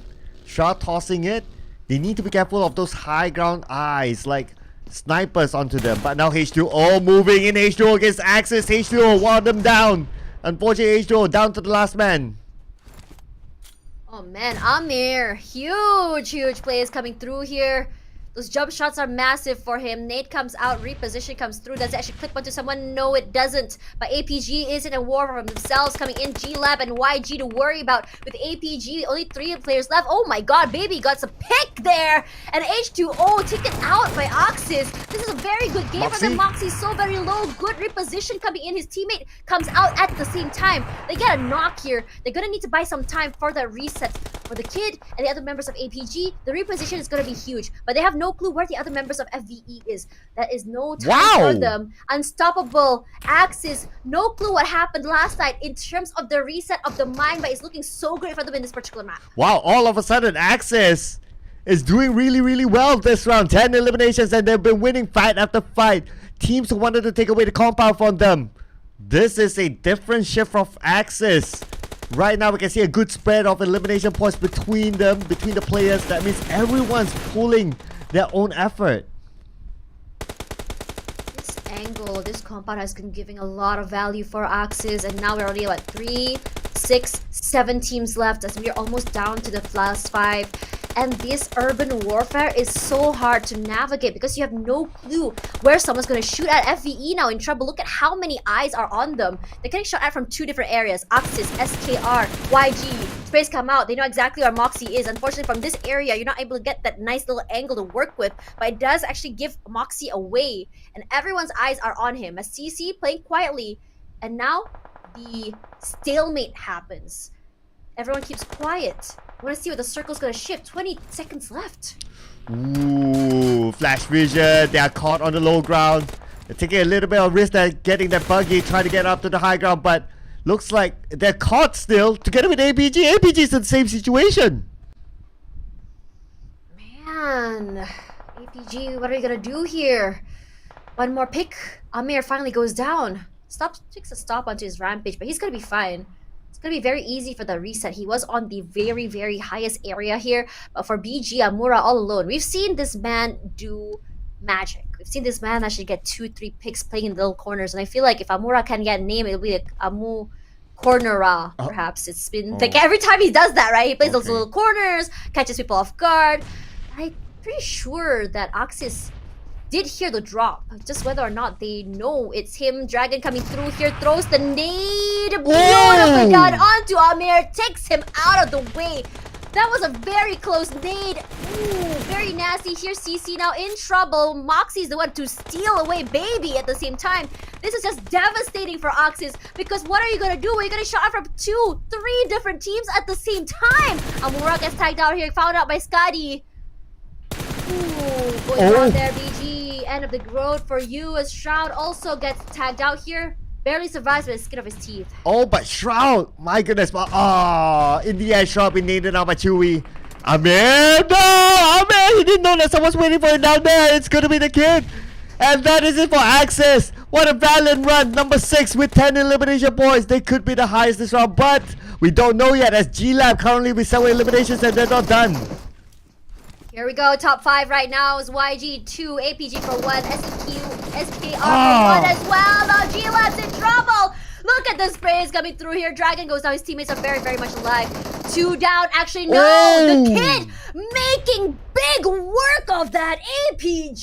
The kid all alone. And the reason why he's the kid here, because he's not the man, he's the kid. Sorry, that was a really bad pun. But anyways, top 3 now, as we have FVE going for the reset. 3 versus 1 versus 1. FVE looks like they have it in the bag, but they are just so close together. The sprays come out. Now Yahiko tries to get the pick here. 1 almost gets taken out. The kid as well as Yahiko. They go! 1! 2 ways to go. Not Yahiko gets 1 more point in the bag. Playing quiet, yes, has the upper hand advantage in terms of the terrain. 1v1v1, here we go. Yaiko still has some space to play with, but then again the zone will put pressure onto him. At the same time, Yaiko being shot back. Yaiko with a UMP tries to find a good angle, but can't able to do so. Yaiko can win the fight. He's super low as well, and Yahiko gets the final elimination, bringing glory to his team. Oh my god, that could have gone any way, and the second closest match today, if you think about it. SKR just finally finding that sweet spot today and doing so very well. This map was not in their favor here, if you remember from last week. And doing so good here, so good with the CQC, so good with their time management, and so good on the 1v1s. And the fact is, Yahiko had a good position with the high ground, gave him so much value as well in getting that damage as well as positioning from his enemy at the same time. But the kid though, we have to talk about APG as well, because he was able to get 2 picks before going down. Oh yeah, I mean, still managed to secure 2 eliminations before going down. That's good enough. But despite only 2 eliminations, speaking about Yahiko with his 2 eliminations, he got that chicken dinner, and that was pretty much a clutch. It was a 1v1v1 situation. He won that. So the value that he brought to his team is definitely more than 2 eliminations. That level of survivability brought them 10 points. And you know what's a lot more insane? The fact that just now FVE had the man advantage, 2 man advantage over the rest. And the thing is, FVE was just playing too close to each other. Those sprays were just so lethal, coming in from the top side as well as Kid takes them out 1 by 1, put them in a 1v1v1. But then APG for Kid, it was unfortunate that he was sprayed out from 2 different areas. He goes down, but he still managed to get 3 before going down at the same time. But for SKR, for Yahiko in general, I think that with his team, I think the survivability is not only just 30 minutes, but at the same time is the fact that him and his teammates not only survived for very, very long. The way that they played, around the compound has been huge. The fact that they were able to take fights and just encroach a lot of teams' different areas, and it's actually insane when you think about it. But the teams to watch right now, Axis making it their way into the teams to watch here, alongside GLab. I haven't seen these 2 teams up here since last week. Oh yeah, it's refreshing to see like new teams coming up onto the top 4 at least. And Axis, they don't always, but whenever they do, they show up well. 10 elimination points at least for Axis, so that will give them tons of points. It's nice to see these teams coming up, but then again, it's always the question of consistency. Can Axis continue their consistency run? Because the last time they got a chicken dinner, the next round wasn't that good. So hopefully that will change this time. Yeah, but it seemed like for a few rounds here, they didn't get the chicken dinner, but rather just focus on the consistency working together. It felt like for a long time, and knowing where exactly to position themselves have been working very, very well. But in the end of the day, this circle has been a very interesting one. This is an urban warfare. You have so many different angles to worry about, and you talked about it. The game is just such a slow pace, and I feel it might have worked out in Axis' favor. Because when the teams are moving very fast, it seems like Axis seems to struggle. But when you are put in a position where they can comfortably move at their own pace, it seems like they work very, very well. Regardless, SKR now with 17.7 eliminations in the bag, and Axis, this is one of their best performances yet with 10 eliminations, give them the 12, and FVE with 13. I have to say, this round, or this game in particular, how close? 17, 13, 12, 11, and 10 for APG. Yep, no doubt, no doubt. This is one of the best rounds, at least this week. This week so far, this is their best round, no doubt. But we got some of the heavyweights down there. We got WPM down there, we got Sin down there, we got BG down there as well. I mean, this round feels like a flip, right? Like page 2 teams doing so well that they overtake page 1 teams in at least this round's rankings. Honestly, really liking that map in particular. We always love when we talk about water circles or really southern circles, but Urban warfare circles beside a terrain, also very, very fun. And we're not really seeing a shift yet in terms of points. Only change here is FVE jumping up to 7th place. A little shift for YG and FOD making it back to the first page. And I'm really liking the fact that look at how the even distributions of chickens are. But Asha and PBE, no chickens yet. And they're like, yeah, we're just chilling here. We don't really need chickens. We're good, you know? We're fine. Yeah, no chicken, no problem, they say. And it's nice to see PBE up there as well because their gameplay today has been really, really aggressive. And I love that aggressive change. I love it. I love the pacing too. It's so good, right? Yeah, it's entertaining, definitely. But for Axis, despite their good round, but because of most of the rounds throughout the week hasn't been good, they're still at number 20. But at least the good news is that they've closing up the gap. Only 2 points difference with TX. It felt like they were so far away from the crowd, and I was very, very worried for them. But this is just showing that they can keep up and close up the gap, and just hoping this consistency does stay. I wasn't here for that chicken dinner match, and I wasn't here to see how they worked after. I'm just hoping that they managed to patch up what happened. It did take a while for them, but it looked like pretty solid. But for now, Vipers are going to go down alongside KE as KEQ. Look at how far they are, from 19th place all the way till 13th. That's a massive statement. But regardless, 2 chicken dinners and still on second page here is just showing that the consistency is not there quite yet. Yeah, so that's the thing, right? Consistency is always the key. But I do understand, like, it's always easy for us as viewers, as casters to say, you gotta be consistent, but in reality, being consistent is really, really hard. But if you kind of think about it, that's what separates the champions from the non-champions, right, at the end of the day. Yeah. I mean, I was telling Chuchu how it's about like when life gives you lemons, and that's basically the theme of PUBG Mobile. It's like when life gives you lemons, what the circle gives, when the circle gods give you this circle, what are you gonna do with it? The adaptation has to be there, and when you adapt well and you are able to make something out of it, like some teams, they prefer to go for the positioning and this really quick positioning before they worry about fighting, and some teams are just kind of like getting in those picks before going. But for now, we're gonna go for a quick break after this, our last map of the night, Miramar. We'll see you guys in a little while.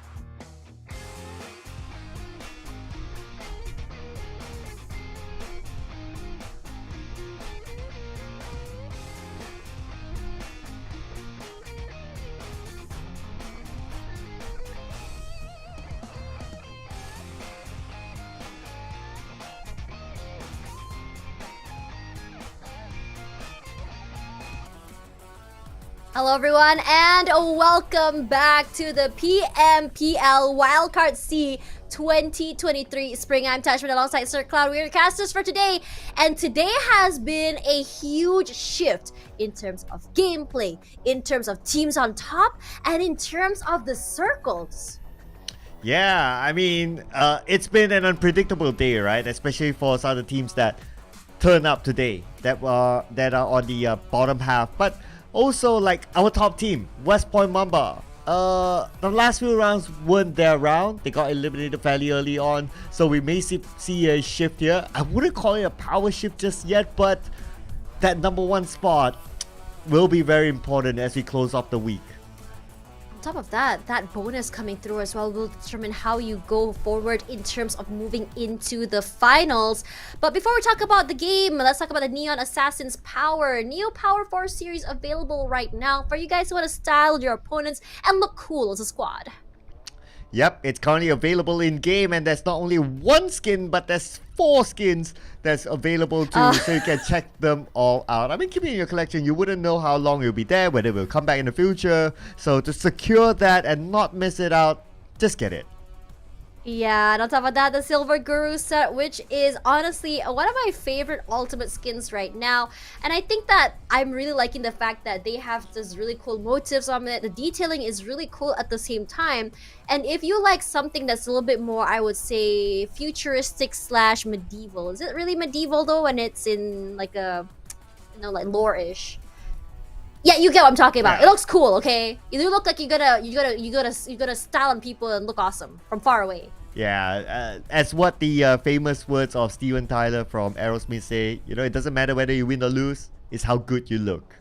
And of course, you can continue to look good with the new Royal Pass. Of course, it comes with a lot of items in there. Just check that out. You got like the body skins, you got the mask, you got the weapon skins, you got the bag, you got the buggy, you name it, they have it. Right now, available, it's called a Martial Champion set.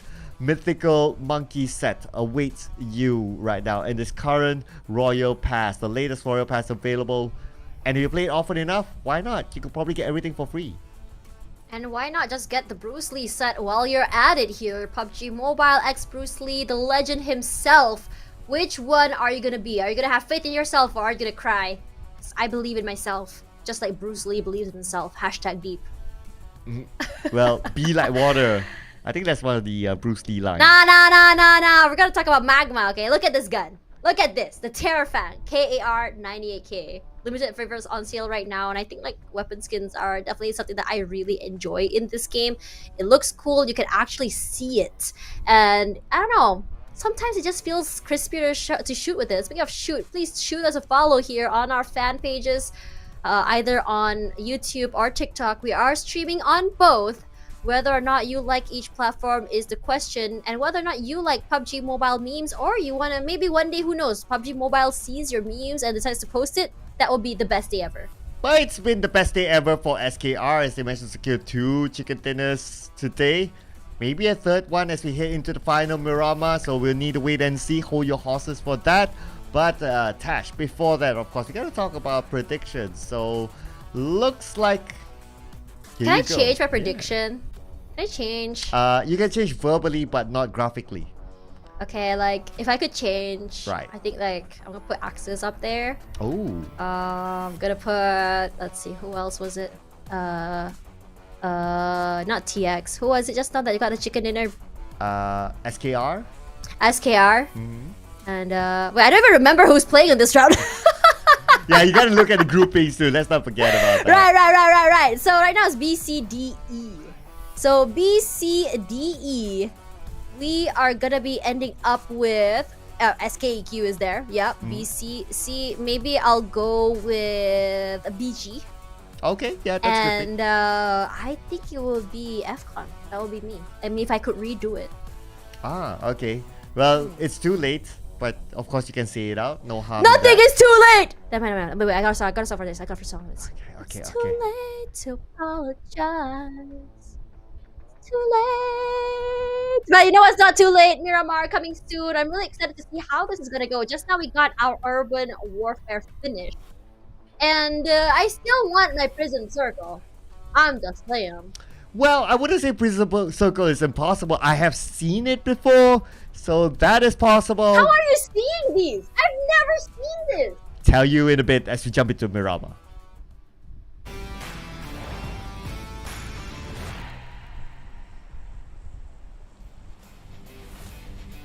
Well, Back Tash. to Miramar we go. I'm excited, Sir Cloud. What are you excited about? I am excited to tell you how I see things. Wow. Okay, tell it to me. Well, if you organize scrims as much as I do, so then you will see all these kind of circles, the weirdest Right. ones. Yeah. Oh, but, that's how. Okay, Yeah. that makes sense. but as many amount of scrims that I have organized, I have never seen a Zarki circle in Erangel. That is the only Actually, life goal left. a Zarki circle? Yeah. You know what? I've never seen a Zarki circle as well. Yeah, never. I just like islands, okay? Don't hate on it. I know it's a sunny, beachy place that you like to hang out and chill. Wait, hold up. I have a question. Is there a desert beach in the world? Like, does that exist? Good point. Right. I'm gonna Google this later. I never thought of this until I looked at this map. Geography class, my friends. Anyways, I got excited because we did see the flight path coming in. This is a very, very nice flight path, I have to say. But I'm actually quite surprised that in this tournament we haven't really seen anyone. Like, I don't know, from last season I saw everyone taking up areas from Impala all the way down to Puerto Paraíso. You remember? Oh. Okay. As I said that, I don't know, man. I'm a bit scared. Should I be looking over my shoulder before I go to bed here? Is something following me? I'm a bit scared. Yeah, you gotta look at your toy in front of you. By the way, what toy is that? It's a Corby. Oh. Corby. Oh. Yeah, with an O. I'm a bit scared. It's kind of smiling at me right now. Go. I'm gonna move him out of the way. Please look at something else, my friend. Yeah, I Please think look at or something. it kind of moved when you stepped away to the washroom during the break. Just saying, gotta be careful. You know, don't want any Chucky moments happening. Yeah. Next morning, it's I'm just not gonna be around, you know. It's you're just gonna see another doll there somewhere. And speaking about dolls, Spoogle! Spoogle! Oh my god! He survived. Oh, okay, that was a close one though. Federalist almost got it. But luckily he that was was very, holding a M16, so he can't spray. It's all burst Yeah. shots, so he was kind of lucky there.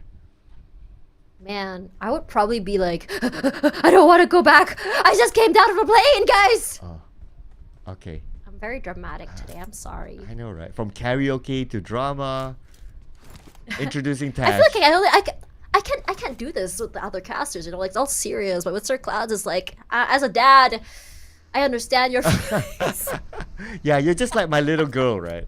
Ooh. Oh, we'll talk about that later. Okay, let's take this off stream, all right? Like daddy's little girl. Okay, never mind. You know what? Let's talk a little bit about KE right now. Oh man, KE. I feel like KE is such a very interesting team. I don't know why, but I call him K at first because I have a friend named K. Oh. KEY though, but yeah. But anyways, but KE. I know a KYE. I feel like but that's something else. me too, but a different game though. Coming back to KE, I feel like they are a team that's very organized, moves together, but don't they feel a little bit too clingy with each other? They're always playing so close with one another. We haven't really seen them go really separated. It's as though they don't trust in themselves to play a little bit more individually, and there's nothing wrong with that. But honestly, it just comes to situations where you get sprayed just now, like what we saw from FVE, right? You want to be able to get that cross, and I haven't seen that yet from KE, and I'm kind of hoping that they can kind of like change it up once in a while. You know, whatever you said about being clingy sounds like my last relationship. Oh my Oh, god. man. Are we gonna have a Dr. Phil session right now? Yeah, I mean, it brings back memories, you know. We'll talk about that later. But honestly, it's not like I hate the shift in gameplay, but it's the fact that as time goes by and the players get more comfortable, the game gets more technical, correct? Which is why you start to see a slowdown, where games last week are a lot faster and this week's a lot slower because everyone's just trying to buy that time to get to the smaller circles, to get that positioning. But again, actually no, I was wrong. They're playing very separated now, at least in this area. But I think it's more because it's safe. It's kind of like like a kitten, a mama cat and a baby cat. When it doesn't feel safe, it goes to the mama, stick together. And then when it's dangerous, when it's safe, they kind of like go wherever they want. Trying to relate that. Never been a cat in my entire life. You do animal volunteer. Oh, okay, yeah. I'm sure you've seen. Oh, okay, then that's fair enough. I was trying to empathize being a cat, trying to put it like one step further. Oh man, but Falcon today, I don't know, man. Falcon today, great showing, cut short. Great showing, cut short, and I think the mindset for them is like, do you know those teams that always get second place, third place, so close but no cigar? And I feel like AFCON is definitely that team. You know what? Tell me I'm wrong. That's one of them. I wanted to say PBE is one of them as well. Oh yeah. Not a single chicken. Yeah, like multiple second place finishes. Like this week, like 3 times, and then they have like 2 third place finishes. They have 1 fourth place. But never a chicken dinner this week. Real. Truly real. But that's the thing. I always talk about like how I'm not gonna say that chicken doesn't matter, because end of the day, getting that first place finish always feels good, right? Because you know that you survived till the end of the day. Ultimately, that is the objective of the game. But at the same time, knowing the fact that even though you don't achieve that first place finish and you're still consistently getting those points is also another bragging right in itself. Like imagine if there was like an award for a team that is top 3 or first place but no chicken, or the team that played the most rounds and gets the most points but no chicken. That would be a very, very funny situation. Yeah. But also very motivating. Yeah, of course, at the end of the day, the rules of PUBG Mobile is that irregardless, it's all about the points collected. As long as you can collect the points and you're the champion, you're the champion. No chicken, no problem, they call it. But one thing interesting about PBE's lineup, just a fun fact as well, in case for some of the you have a lot of fun facts. I like it. Oh wow, okay. Thank you. I like you too. but, okay, that's awkward. But for PBE, 3 out of 4 of their players, they represented the Philippines in the last SEA Games. Oh, wow. Okay, so these are very, very experienced players. And I think that their objective in mind already, like I talked about it, right? Like how you approach each game with a mission or an objective. My objective this game is to get as many kills as possible. This is about how my route's going to be. My objective this game is to get this position first before I get those kills. This is how my route's going to be. Ultimately, it's kind of like how you start your day. You have that idea on how you want to start. It's going to be Michi that started the day with 2 picks there. Sorry, 1 pick. Trade up onto Dragon. Michi's so very low, but right now we're seeing shots coming in from the other side. Then PM joining in here. Then WPM looks like the time is not really synced, but the damage is coming through here. Federalis catches Scotty outside, not allowing him to make more damage to go out there. Another member goes down. Michi ultimately deleted, but Game Lab going out at 16th place, no kills. And it's gonna be no worries to pick up his teammate once again. It's huge for WPM. And look at that speed. As I said before, that is what we talk about, intent and mission. They saw G-Lab and they said, okay, go for it, go for it, go for it. Look at the speed on how they go. It's as though they're they're already on the same page. If you gotta think about it, this is a round that they cannot lose anymore because they're only 1 point different than the second place. So if they drop this, that's it. Confirmed that they will not be number 1 by the end of the day. So we can see that the level of motivation is like, okay, let's just go in for it, get those elimination points, whatever happens, as long as we try. Look at the sprays coming through here from Spooky. That is huge. It's such from a long range away. Caps trying to in here. They want to push forward, but Spooky huge. Finds a pick there, but it's going to be a trade from Red Alls. Reposition. He heard Caps coming.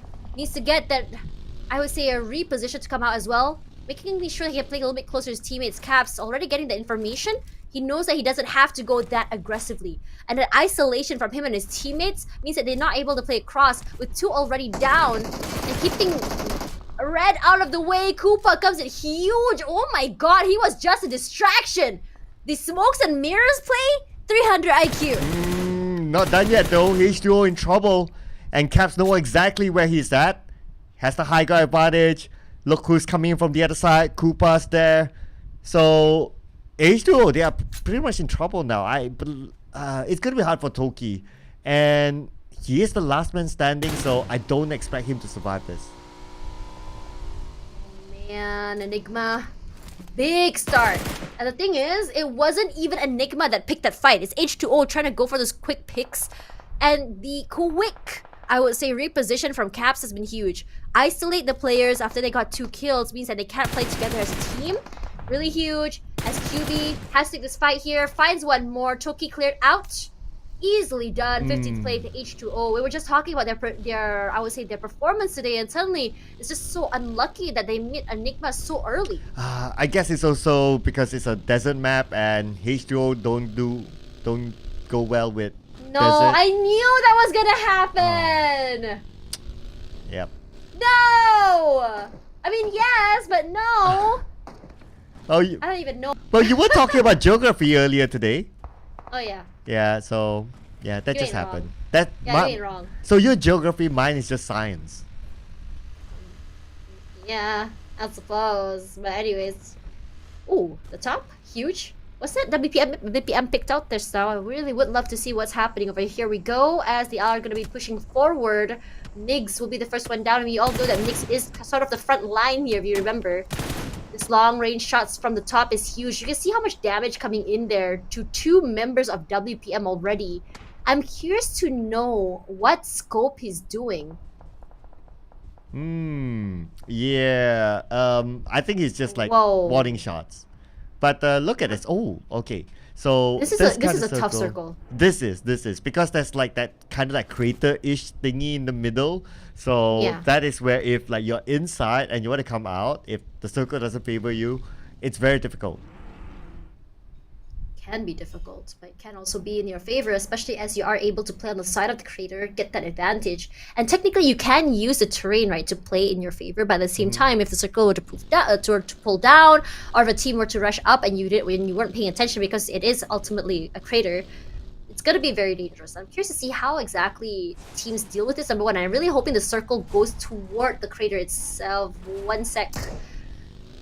Creative parking coming through. I'm amused.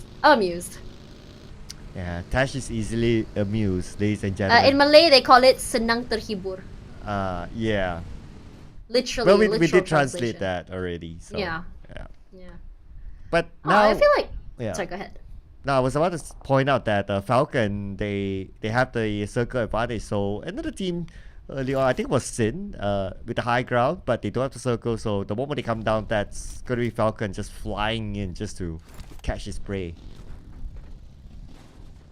Asha, today's a very interesting day for Asha. Despite I would say like they're not as explosive. By explosive is like how they play is very explosive. Not as explosive performance from last week. It's like they're still consistent. They still get points. They end the game. They still manage to not go out with a 0. Either they have no kills or they have a position point. And I think there's a pick there from. I wasn't able to see it just now. A little bit too bright on my screen. Yeah, to be fair, when it came out, it was like white background. But I managed to see that it's Raimon going down. Oh yeah, now we have a visual. So Raimon's pretty far away from his teammates. But the trade happened. So the kid, I believe it was the kid, or another player, he managed to get a knockdown. So they're kind of like trading with each other. But the interesting thing is that Caps is around. So he could be the one to just steal them all away. For WPM, it's interesting. They're rotating a lot. They're moving a lot. It's very different than the previous map, and I think it's because it was a Los Leones map. It was about holding and getting that compound, and that was exactly what WPM was going for, the idea of getting that area and playing in it. But the shift of the circle wasn't in their favor. So this time around, they're playing a little bit in an open area, and I feel like they really, really thrive when you put them in these open areas, in an area where they can kind of weave in and out. It's huge for them. Or for Enigma, that's huge. Look at how they're holding these compounds. It's so many different areas, but like if say they were to need to do a revive, they're gonna have to rely so heavily on their vehicles. Now, I'm not a big fan of that, but because they have a little bit more tankier vehicles, it might just work out in their favor. Yeah, hopefully. the vehicle choice is always very important, right? But despite the vehicle choice important, it's nice to have a tankier vehicle. Sometimes it's all about the RNG. Like you don't have control on what kind of vehicles you would find. So if you have a buggy, you have to deal with it. If you have a bike, you have to deal with it, and so on and so forth. So sometimes it's also an element of luck there, what kind of vehicles that you get. But speaking about element of luck, this time look at this Tash. Down south, unlucky for Axis. The circle is kind of far away. It is far away is number one. Number two, no one really knows where exactly to go. Are we going to go on top of the crater? Are we going to play around it? And we saw so many teams still outside of the area. And we all talk about getting the positioning right, getting into the areas early. What a shot there from exit. It's all the way to the back of the compound. FCON, they really want to come up this map if possible. They haven't really had that situation where they can completely steamroll it till the end, or at least make it to the end of the game. It feels like everything they do, they get halted, and I think that it makes them more hungry than ever to end today with a W, or a chicken dinner rather. Yeah, it is the last chicken dinner for today, so everyone wants to go out. I'm hungry. Happy. I want a chicken dinner. I know, right? I haven't had my dinner too. I mean, we were on the broadcast together. Yeah, Spoogle, I don't know why, but Spoogle has been like the punching bag of every single player that passes by. He's the one that gets shot at and sprayed at.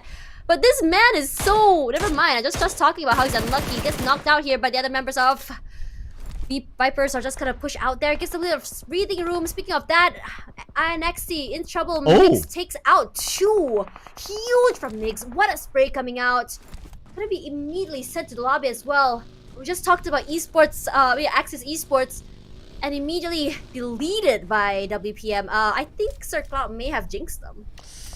Well, I did point out it was difficult for them because the circle was kind of far. You said it was gonna happen. In Malay, we call it mulut masin, or salty mouth. Well, oh wow, yums. but I was just pointing out the truth. Just say, Axis fans, don't kill me for it. I'll DM you guys their address if you need it. Now, man, for BG, I think this is a great run. And it feels like for BG this time around, it's a lot more proactive this run as well, because the circle is not an urban area. KE huge once again. KE, I don't know what's going on with KE, right? The top is always the one to get those big picks. There we go. Again, onto exit. That shot is nasty. In other words, he's always on top. Yeah, that's why. That's why I say it's nasty. His shots are so nasty. I love it. Wow. Now we all know that 10 showers. Loves it nasty. 10 showers. Yeah, look at that. Oh. That's huge. Okay. That's cool. And the reposition from the top coming through here as May W is the one. WPM is on a rampage. Right? Oh. Just going for sprays here. Immediately, Chen Loan gets one more. It's going to be SKR that's in trouble. SKR, their positioning not in their favor, but WPM here on a rampage. May W hasn't been picked up just yet. They're in a crater, and looks like the circle is going to go straight to the southern side there into the crater. There are buildings in there, but getting into the area is the problem. And it seems like for a lot of players are going to avoid going in there, because getting in and out is going to be ultimately a very, very big issue. WPM, I talked just now about how they are on a rampage. Federal is 4 in their pocket, 9 in total. This is a very different game as we end the day here, and I'm liking the mindset coming through here. As I said before, it's all about the intent, what your mission is, and for WPM, it's about getting those, I would say, those elimination points. Yeah, just look at it. They're already at 9 eliminations, and the next closest amount collected by another team is like 4. So that's a huge gap, and to me, it feels like they have a newfound fire in the final round, and it's as if they tell themselves like, okay, whatever it is, we don't want to end up in second place after today. They want to keep the momentum for tomorrow. It's amazing. At the rush through from Austria, DZ will be punished for it, but here comes their teammates at the same time. Austria getting run down. They are picking a fight with someone they can't handle. Astro down, Sky just to make something happen. Does get a trade out here. Unfortunately for BG, bring around the Rosie, but not the best answer for this, as right now another team comes up and steps up to challenge to be Vipers. I can't believe this, back to back right now. And BG, are they ready for this challenge? Okay, they gotta get ready. They gotta reset quickly. We can see 2 of them still at the back of this compound. The front man's trying to buy time as much as possible. Vipers don't have enough information. The smoke is blinding them still. But for now, it seems that they're not going to take that big moves just yet. Both teams have time to reset. Here we go. The sprays come out here. Erimon, huge coming through here. The Falcons are in trouble. I just talked about this momentum killer. My boy! He is there. Erimon does go down. But look at the trade coming out here. His teammate kind of taking two different angles and corners to play with. And now Falcon are just falling into pieces. They're in trouble with only one member left here. I'm not sure if Andrew can do much. There we go. Finds him in the end of the day. And I think this might just be the end of their run. Kaya as well with the reposition. No clue with the last member. There we go. Chanlone all alone there. He has to get the reset. He can still play for that placement point. He can be the last miracle, but it depends on how exactly he's okay with getting that repositions right. Does it get picked off here? Sin still very happy. And I think that without Lanju, not really a problem for them, but I think they're gonna go for a situation where they're gonna play a little bit passive. Viper Speed now in trouble. We were talking about a fight on fight. WPM now be another challenger going into that 3-way, 4-way fight, one by one. What the heck? Why is that area such a prime area here? Ooh, I guess because of that compound, and they happen to come from that direction, so that's kind of like the best bet. But looking at the circle, it's likely that the circle will shift away from them, and that place up north is going to be huge. We got like what, 4 teams close by with each other, and 3 teams are on the other side of the road, meaning that they need to get across. So when they get across, we all know roads are very open. That's why we'll see a lot of action that will happen. And this is what, and true enough, now the circle doesn't favor them. 3 of them need to move at about the same time. Let's see what's going to happen. Look at how fast WPM was moving. Immediately the circle shifted, and immediately they were already on the roll. They're like, let's roll, guys. Into the circle we go. Kaya was playing on top of the terrain, and his teammates are playing at the bottom. No one is actually inside except for Federalis. It was the first time. It was the first one in. Michi, huge. Finds Deje. What a great headshot coming through here. And I feel like WPM are on fire right now. YG as well coming onto Enigma. They want to go and take them out. And right now, Enigma in trouble. 1 member out of the game, but they already have 4. Huge nade comes through here. BG wants to take this fight against the Vipers. The Vipers may have bitten more than they can chew. Just now we saw the break of the dot come out. Speed will be punished for that aggression to come out. Zigzagging left and right here. Deje makes good work out of 2 of the members. They're just waiting for time. He passes out his teammate. Information has been coming out here. Amura does get knocked down here. Deje gonna go for the reset. Edward coming through here. He is the kingmaker, rather the big maker for the game. SKR out of the game. 11th place here. Oh, Deje with the jump out here. Catches one off guard. Here comes Edward. Great for the sprays. Deje positions inside the house. They hear that reload. Edward, run and gun. Very impossible. Yes, he does it in the end. And now Vipers, with only 1 elimination, go out of the game with only 1 kill.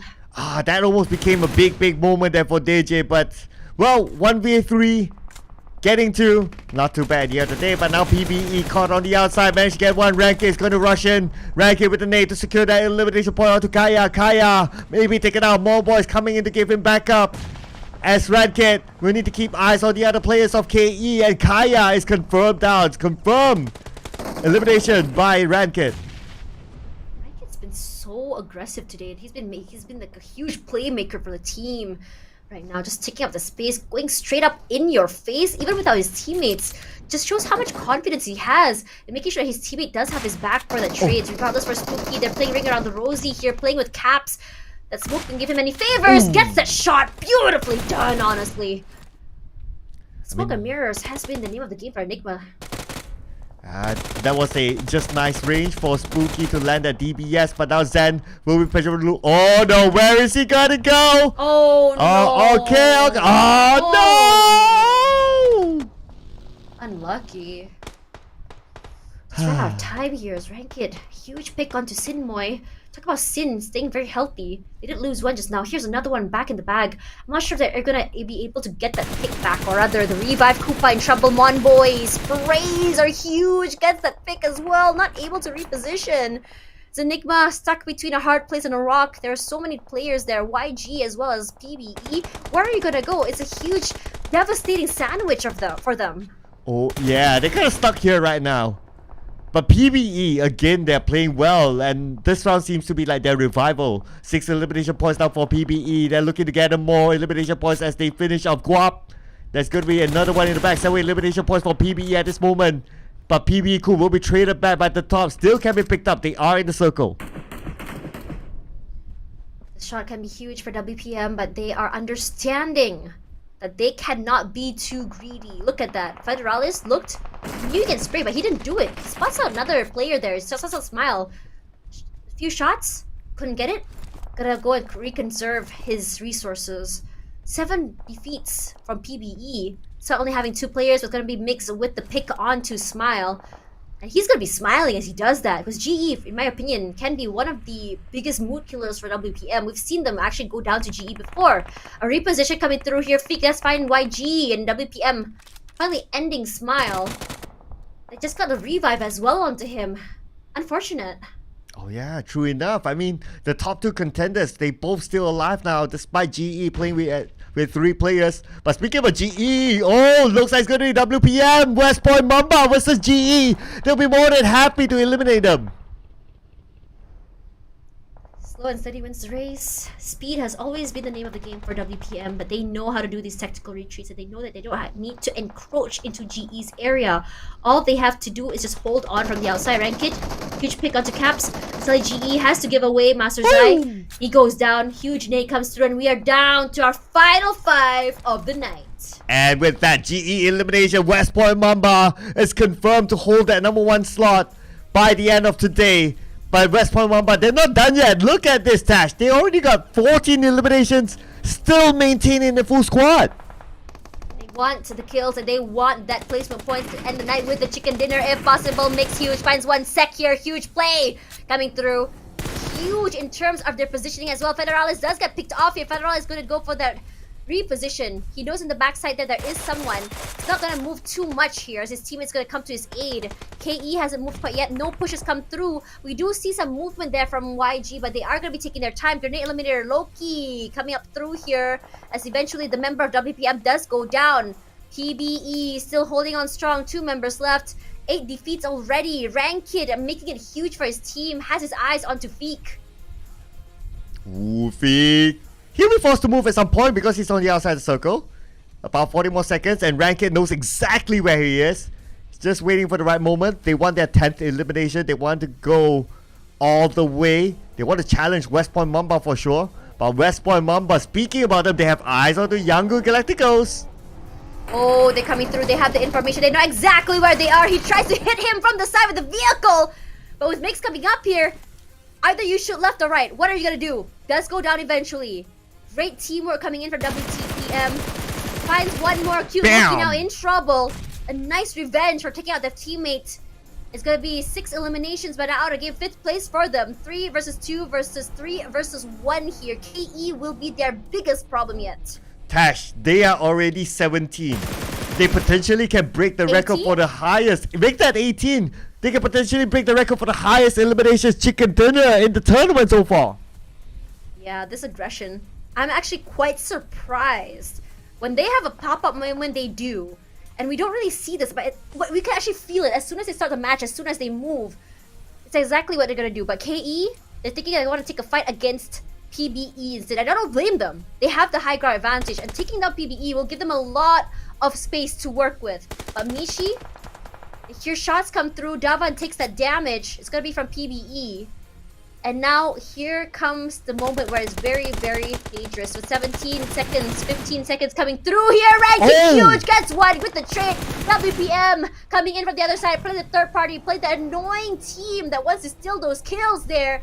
And suddenly WPM seems so domineering because they have the high ground advantage. They have the terrain to work with. They can stop the teams from the other side. And by the first one picked off here by Monboy, but the ones who get the kill there, Rankit secures it, not allowing Almas to steal it at all. Monboy from the other side, they want to get the pick. 10 already in their pocket, despite only having 2 players. My boy! He picks out 1 more!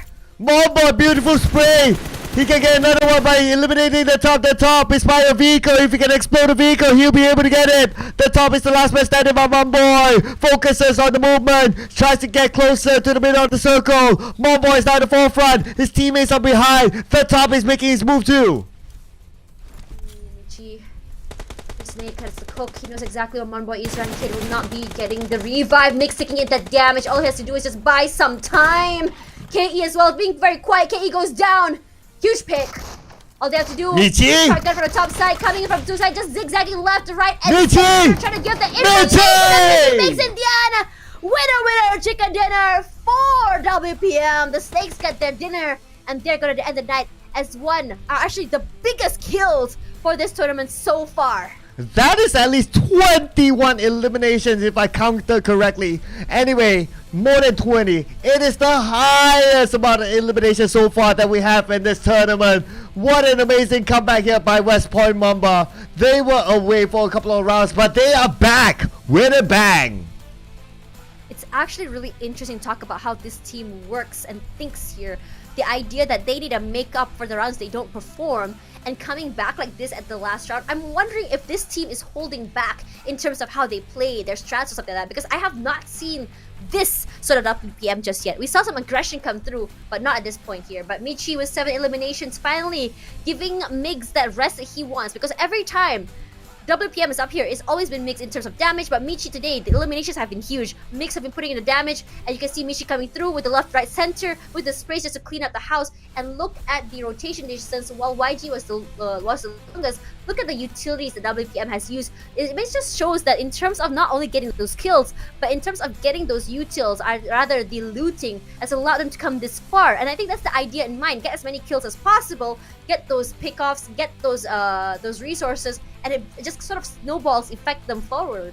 And here's the logic, right? They got a lot of elimination points, and every time they eliminate someone, they loot, and that's how they recover their utils. So that's and why because they all so that's why I their wanted to utils usage is just so big. I wanted to say that because they didn't have 3 or 4 teams coming in at so many times, like BG just now, right? It was like one team ran into BG won, that another team comes up. And it was because of that BG kind of struggled at the end. But for WPM, it seems like they were able to really move at their own pace. Yeah, exactly. It feels like they're controlling the game. I mean, every time a fight happens, they will just rush in and they will always win the fight. I mean, WPM in this round, to me, they're playing on a different level. On top of all that we've discussed, this is their 3rd chicken dinner for the week, and now they are holding the highest chicken dinner in week number 2. Honestly, I want to say it gives me FaZe vibes, but not really, because FaZe is, I would say, a little bit more slow, if I remember correctly, from last year's PMGC. But then again, last year's PMGC has a different format. So in this change, maybe we can see this team go really far, because I'm really liking the momentum. I'm really liking the aggression coming through as well. The only time I really got worried for WPM was that pickoff from Monboy onto Migs, and I was like, okay, without Migs, this might just be a problem here. But the step up is there from the teammates. It's just understanding when they need to, when they're okay with allowing Migs to control how the game goes. And oh my god, you were right, 21 points, putting at 31. This is the highest points that we've seen in this tournament so far, because I think the highest points we saw today was what, 23, 24?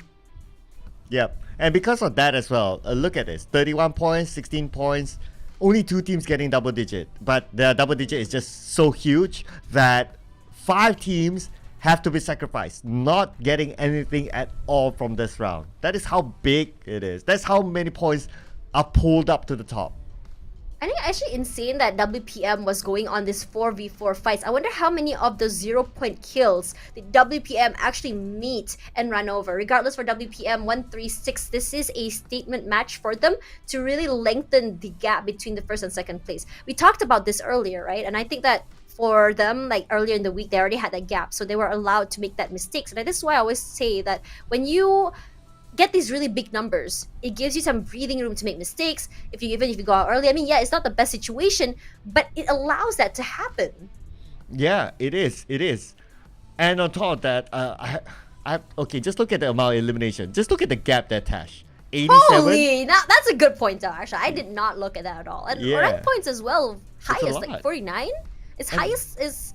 It's actually crazy because it does show not only just the consistency to come through, but also that I wouldn't say sweet spot between eliminations and survivability. I would say that for WPM, it's more about that getting those eliminations allowed them to survive longer and get the chicken dinners. But speaking about survivability, Enigma only managed to get like 7 rank points, but look at their eliminations.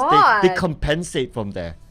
Yeah, that's a really good point out as well. This is a very interesting shift in how these players are played. I think Enigma has always gone for aggression, but honestly, I'm gonna be real with you.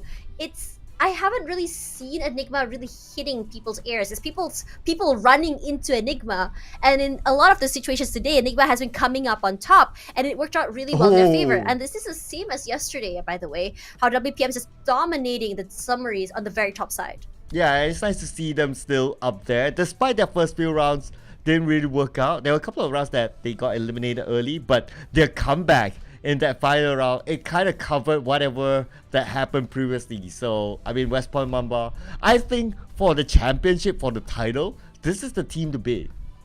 Yeah, I really think so too. They're really showing us what they're made of, setting the momentum and setting up this really big expectation for us. And at the same time, it's putting the bar really high up. And these teams that want to catch up, they really have they need to have an idea on how exactly to counter this very fast gameplay, this very aggressive gameplay. And I feel like every team seems to be doing that, but I haven't seen this sort of speed in a long time. And on top of that, for this MVP race, it's all going to be dominated by WPM.